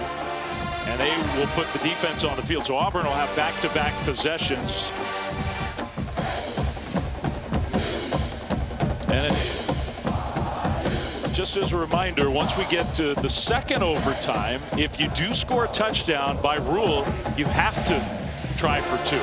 You have to go for two. You can't kick any more extra points. That's you can right. still kick a field goal in this second overtime. The stakes get higher and higher. The A&M defense made a ton of plays in the second half of this game to make life very tough on the Auburn offense. But if you give Auburn credit, the late game drive to tie it up, and then the overtime to punch it in the end zone and keep their hopes alive. Aiden Thorne and company, they start on the south side of Jordan-Hare. From the 25, 1st and 10. Second overtime begins. Thorne going to throw. Now he's going to run it himself. To the 20, takes a big hit and pops forward. And maybe with that momentum, I think he got 10 yards and a first down. And he took a shot right on that throwing shoulder. Watch this. Watch the shot he takes right on the right shoulder, right around his pec area. That's a big-time hit. Hope the adrenaline's pumping for I'm Peyton sure Thorne. it is. That was Scooby Williams, by the way, back in the game after what looked like an injury. Now incomplete. Wow. That was almost a hold. Lambert Smith was the intended target. Thomas was out there. See, just one-on-one. You can see the hand up on the back of the shoulder. That's got to be a hold. I don't see how you don't call something there, considering the fact that he literally was grabbing the wide receiver and impeding him from going down the field. It was almost like he just decided, well, I'm beat. This is a touchdown. If I don't hold him, I'm just doing it on purpose. And he got away with it. 2nd and 10. Thorne looking left. Now throws across the middle. Lambert Smith cuts it inside. Flag thrown. He's down inside the 2. But there is a penalty flag, and they're pointing in the direction of Auburn. Maybe offensive pass interference. Pass interference, offense number 13. 15-yard penalty from the previous spot. Repeat second down. That's a bad call. I do not see offensive pass interference. Fairweather, the tight Fairweather's end. just running the crossing route. Just watch him right here. And you tell me if he's trying to literally block someone out. He's literally trying to avoid the defender. Wow. He's trying to get over the top of Torian York. He wasn't trying to box him out. He's trying to get over the top of him. You can see the coaching staff is just losing it down here on the sideline. That's a bad call. That's a bad call. It would have been 1st and goal at the 2. It's 2nd and 25 back at the 30. That's a bad call. Now Thorne gets his pass knocked down. I mean, that has changed this game. I mean, we know what offensive pass interference, what pick routes look like when guys are really trying to run interference and it's against the rules. That was not one of those situations. And I'm a defensive guy by nature. Played the position my entire life. That was not offensive pass interference as I saw it. So no hold called, and then they negate the big play with a penalty That did not have to be. It's 3rd and 25, and I don't know that they feel like they're in field goal range with the state of their kicking game. Thorne scrambling. Thorne trying. He gets away, and he does step out of bounds inside the 25. So that was a big scramble. Now it's a long way from a first down, but at least it gives Vachon a little better opportunity for a field goal try. There's so much pressure on this kid who didn't have this job a couple weeks ago. I mean, this is the biggest kick of his life right here. And it's not a short one. It's 41 yards from the right hash to try to score in the second overtime. Kick on the way, and it is good. How about that? That's pretty impressive. I mean, that has not been a gimme at all for Auburn this year. To say the least. Not at all. You don't usually punch up a 41-yard kick like it's some earth-shattering news, but it is for Auburn. I mean, he smacks that thing right down the middle. With distance to spare. So now, A&M, a field goal would send us to another overtime. A touchdown would end it and give the Aggies a monumental come-from-behind win. But the kick really keeps Auburn's hopes alive. We're going to come back to that. You can see Hugh Freeze is still talking about that offensive pass interference right there. Yeah. And I understand why he's upset like that. That to me, that's not offensive pass interference. It just isn't. And it's just such a high leverage call, because Auburn first and goal from the 2 with Jarquez Hunter. Almost certainly they're getting that in the end zone. No question. And now their defense has to step up. And if you're Texas A&M, you want to try and put this game away. And Marcel Reed, he has the skills to do it. 25 yards away from a win for the Aggies.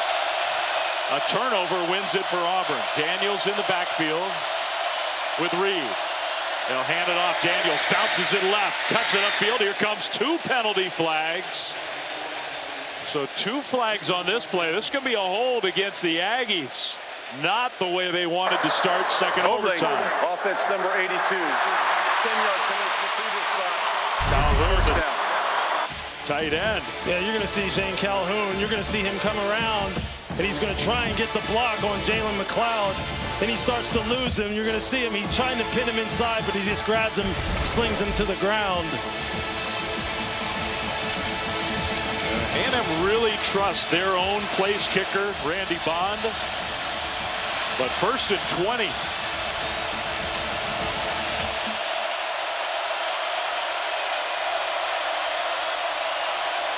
Reed throws, finds his man.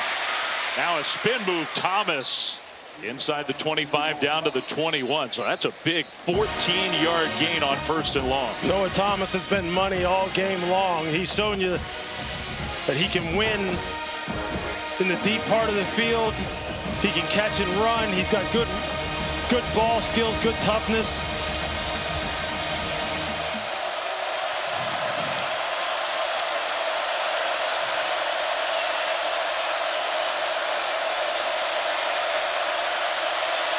And making an adjustment. They'll get lined up again on 2nd and 6. And Daniels goes nowhere. Absolutely nowhere.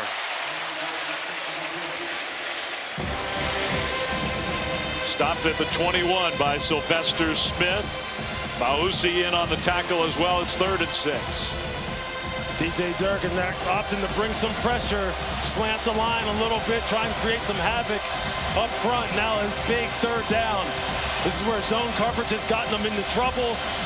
In the passing game, man coverage has gotten them into trouble with Marcel Reed scrambling.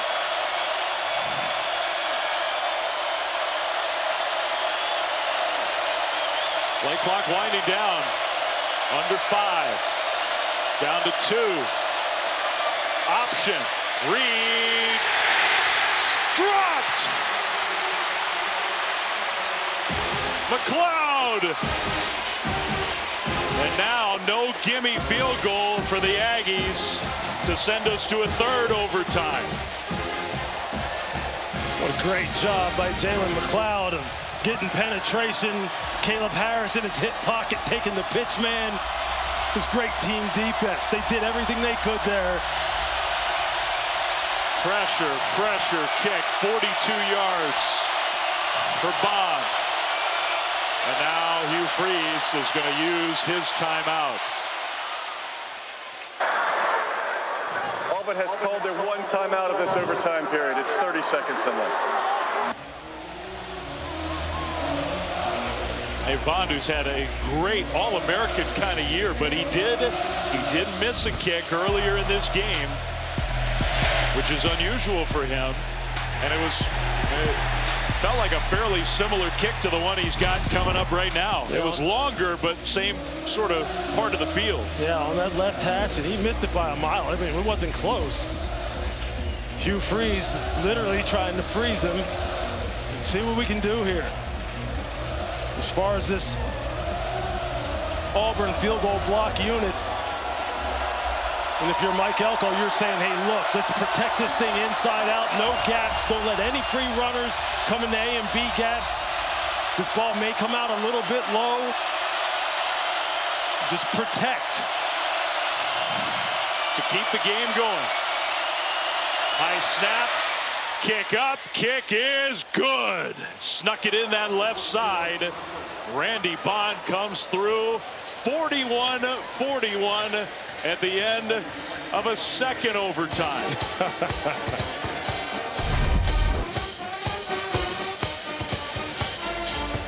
4 hours and going strong. Amazing. Randy Bond, he says, look, I'm not going to miss him twice. I've been money all year long. Mike Elko goes, hey, we know what we're playing for. We know what's on the line. Everybody knows. That's right. Just keep fighting. Keep fighting. So Hugh Freeze talking to the officials. He's still letting them know about that pass interference, I'll bet. Just a classic late season SEC game. Of course, now, as we mentioned earlier, as we started overtime, things change a lot now. Once you get to the third overtime, now forget the 25-yard line. Now all you do is you alternate your two-point tries. That's right. That's it. I mean, this is it. And the whole idea is the point you were just making. The whole idea is to try to prevent the marathon games where you figure player health and safety becomes more of an issue. We've already been out here for 4 hours. It's a long time, and I know all college teams play a lot of players, but this is a lot of wear and tear. It's about to be decided here soon. So Reed and the A&M offense, they'll try first, and I guess, you know, every coaching staff, you got a stash of plays for this situation. One of my favorite plays from the 3-yard line. This is the very definition, Dave, of situational football, right? These kind of situations. What is your best stuff? Hugh Freeze, right now, when they get, you know, it's their time to get the ball, what is his best stuff? Right now, you're Colin Klein. What do you want to dial up for your young quarterback? Is it Amari Daniels? Who are you trying to get the ball to? Aggies go first. Receiver in motion. Reed. End zone. Incomplete. Knocked away. Trying to hit the tight end Watson. Another play by the freshman Caleb Harris. That's such a hard play to make when you're going up against a guy who's just trying to box you out in the end zone. How do you get around a big body tight end like this? You see him, he just kind of slingshots himself past him and gets that off hand, the front hand. Look at him right there. He kind of hooks him around the waist. An old DB trick to try and help slingshot yourself in front of the defender, and then just stick your hand out. Don't swat at the ball, just stab at it. That's as good as you can play it. So now Auburn 3 yards away from a win. They get it in, they win the game. If not, we go to a fourth overtime. Trying to get the crowd to quiet up. Peyton Thorne with Hunter alongside. Do you give the ball to your stud, number 27? Thorne rolling right, looking toward the end zone. He throws, incomplete. He tried to hit Coleman, and they couldn't connect. A&M survives for another. B.J. Mays had the coverage there. I think he was first just trying to get the ball to Keandre Lambert-Smith. Just as he's spotting up over the end zone. Defense for the fourth overtime period. The game was played in the south end zone. Now you have to go all the way down to the other end. Yeah, what an effort. Like, he was a little indecisive. Lambert-Smith spotting just right over the goal line. And then you see Cam, he's open, but he's just late with the delivery. He doesn't pull it fast enough. I think that's because he wasn't sure of which guy to go to. I mean, down here, as I said earlier, the reason why I like this area of the field is because everything happens so fast, and it really is a thinking man's game down here. Your decisions, I mean, have to be just nanosecond quick. And look, the play was there. They could have made it and won the game right there. If it's me and I've already got my stop and I've got one of my all-time greats in the backfield, you're giving it to them. I'd be tempted to just. Jarquez Hunter's got to have the ball. Yeah. 3 yards away from a win. And it may ultimately come down to him. You see Hugh Freeze talking to him right there on the sideline. Yep. I mean, you're always going to second guess yourself when it doesn't work. I mean, when you got guys like Cam Coleman and you got guys like Lambert-Smith who've made big plays tonight, you see him now. He's continuing to talk to Jarquez Hunter. You know he's going to play a pivotal role in this play in some way, shape, or form. And I agree. It's easy. It's unfair in a lot of ways to second guess. Oh, of course. Of course. I mean, there's coaches at home right now sitting there going, what would I call? They know how tough this is to come up with the perfect play. Got Hunter split out as a wideout, at least for now. We'll see if he motions. He will come in the backfield alongside Thorne. And now sprints wide left. Thorne looking middle, and what a catch! Lambert-Smith came down with it.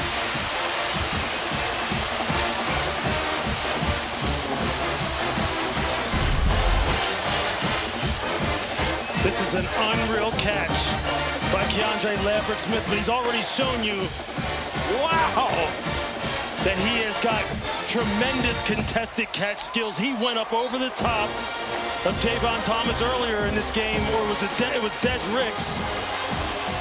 And here again, just look at him climb the ladder and pull that ball down. I mean, considering the that's one of the great catches you'll ever see. It sure is. And now Auburn is a stop away from a win. Just look how he sets the route up. He pushes him outside, tries to get him to settle his feet. And the ball is behind him, and he reaches back and snatches that thing out of the air. Amazing. Can the Aggies answer? Down 43-41. Direct snap, pitch back, Reed rolls right, dropped! It was dropped! Auburn wins!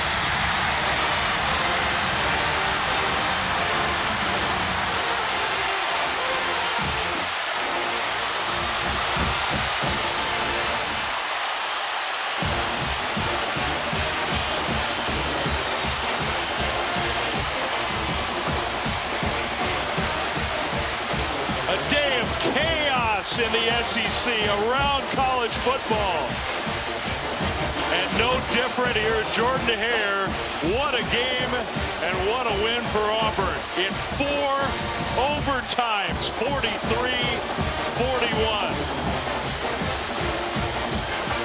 And I think Daniels had the ball in his hands. It was right there. Your heart breaks for Amari Daniels.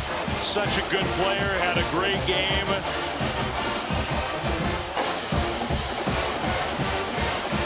Auburn fans have been waiting for this to celebrate. Near the end of the second year of Hugh Freeze as the head coach, the first win that Auburn's had against a ranked team, and a crusher for the championship hopes of the Aggies.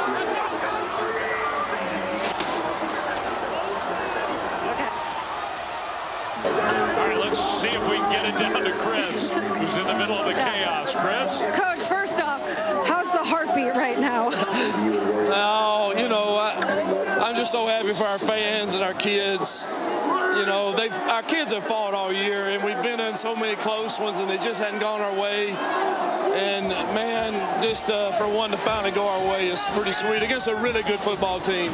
You got up 21 points. They took the lead with 4 minutes left. How did you get this team to believe we can instead of all those moments that happened this year? Well, they haven't quit all year. I mean, we're young, and we're getting better each week. And, you know, we made it harder maybe than it could have been, but you got to give them credit, too. They didn't fold, and their quarterback played outstanding to get them back in it. So just so happy for our people, our fans, our administration, especially our kids. On senior night, it was your seniors that got it down. Lambert, Smith, Jarquez Hunter, Peyton Thorne. What did they give you tonight? How about, man, to send Peyton and Luke Neal and Jarquez, those seniors, to send them out of Jordan-Hare with this kind of feeling and atmosphere is pretty special. Congratulations, Coach. Enjoy it. Thank you so much, Kristen. Thank you. Yeah, you can hear the emotion in Hugh Freeze's voice. He's a beleaguered head coach with all the things that have gone wrong this year. They needed that one. Look at the celebration. Wow. I mean, it's the perfect play call. Marcel Reed, he's just rolling out, tries to throw it as soft and as catchable as possible. Yeah. It's just right in his hands. And you can just see the heartbreak. Sometimes in those types of situations, you just try too hard, you tense up, try to make it too perfect. And Amari Daniels, as hard as he has played tonight, as well as he has run the football, all season long, for it to end like that, this game to end like that is just crushing. This game deserved a different ending than that. It sure did. I mean, you just hate to see a player have it right there and then they just not able to come through. But for Auburn, wow. I mean, just look at this scene out here on the field. I mean, look at that. You know, all the people circling around this program and all the talk from the outside of all these talented youngsters, things going south for Auburn. Are these guys just going to bail and leave? You can imagine what a win like this could do to set things up. Oh, yeah.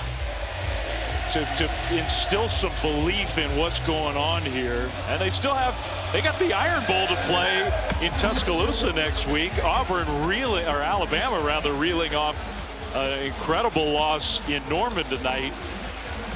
But for tonight, there aren't many times where fans here say, oh, forget about the Iron Bowl. We're not thinking about that one. Tonight, they can celebrate this win. No question. You talked about what this could do for this program, not only next week, but heading into the off-season and in the recruiting period. If you're a recruit and you're here tonight and you're looking at this scene and just how pumped up it was here, here's a team that's just trying to become bowl eligible. They're not playing for a spot in the CFP, and you're seeing this kind of reaction. They're probably thinking, hey, man, look at all the young guys that were contributing here tonight. They get a couple more pieces. This kind of celebration could be because we won a national title or we've done something huge, you know. So there's just so many other benefits to winning a game like this in the manner in which they did. This scene that you're looking at is of a team and a fan base that came into tonight 1-5 in conference play. Yeah, how about that? That's cool. That's cool. These people are passionate. Everybody talks about passion. Everybody talks about those kind of fan bases that are unique. Here it is. This is my first time here at Jordan-Hare. Watched so many games that have taken place in this stadium. How cool is it for me to actually see this kind of response? This is what it's all about. This is a game that's going to be remembered for a long time. The stakes weren't as high for Auburn. They weren't. They were hugely important for Texas A&M. And now A&M's going to have to regroup and go back home. A game that's been anticipated for years now, since Texas announced it was coming to the SEC. Just think about the titanic shifts of emotion for a couple of the schools in the SEC today alone. Yeah. Think about how Ole Miss is feeling right now after losing the game that they lose up there, in at the University of Florida in Gainesville, and then here at Texas A&M. We talked to this coaching staff about we've never been in this position to control our own destiny and win the SEC, and they're down, they're back up, and now they're out. They basically get knocked out. That's just unbelievable. That's why you love sports, man. That's why you love sports. Great game, great players, great scene. Louis Riddick, fun to be here with you. My man, this has been awesome. This is awesome. That was a good night here in Auburn. For Louis, for Chris Button, for our great crew, Dave Fleming saying, thanks for watching from Auburn, Alabama. A 4-overtime thriller, 43-41 final. With Formula One Grand Prix from Las Vegas coming up next. Thank you for watching this presentation of the Southeastern Conference.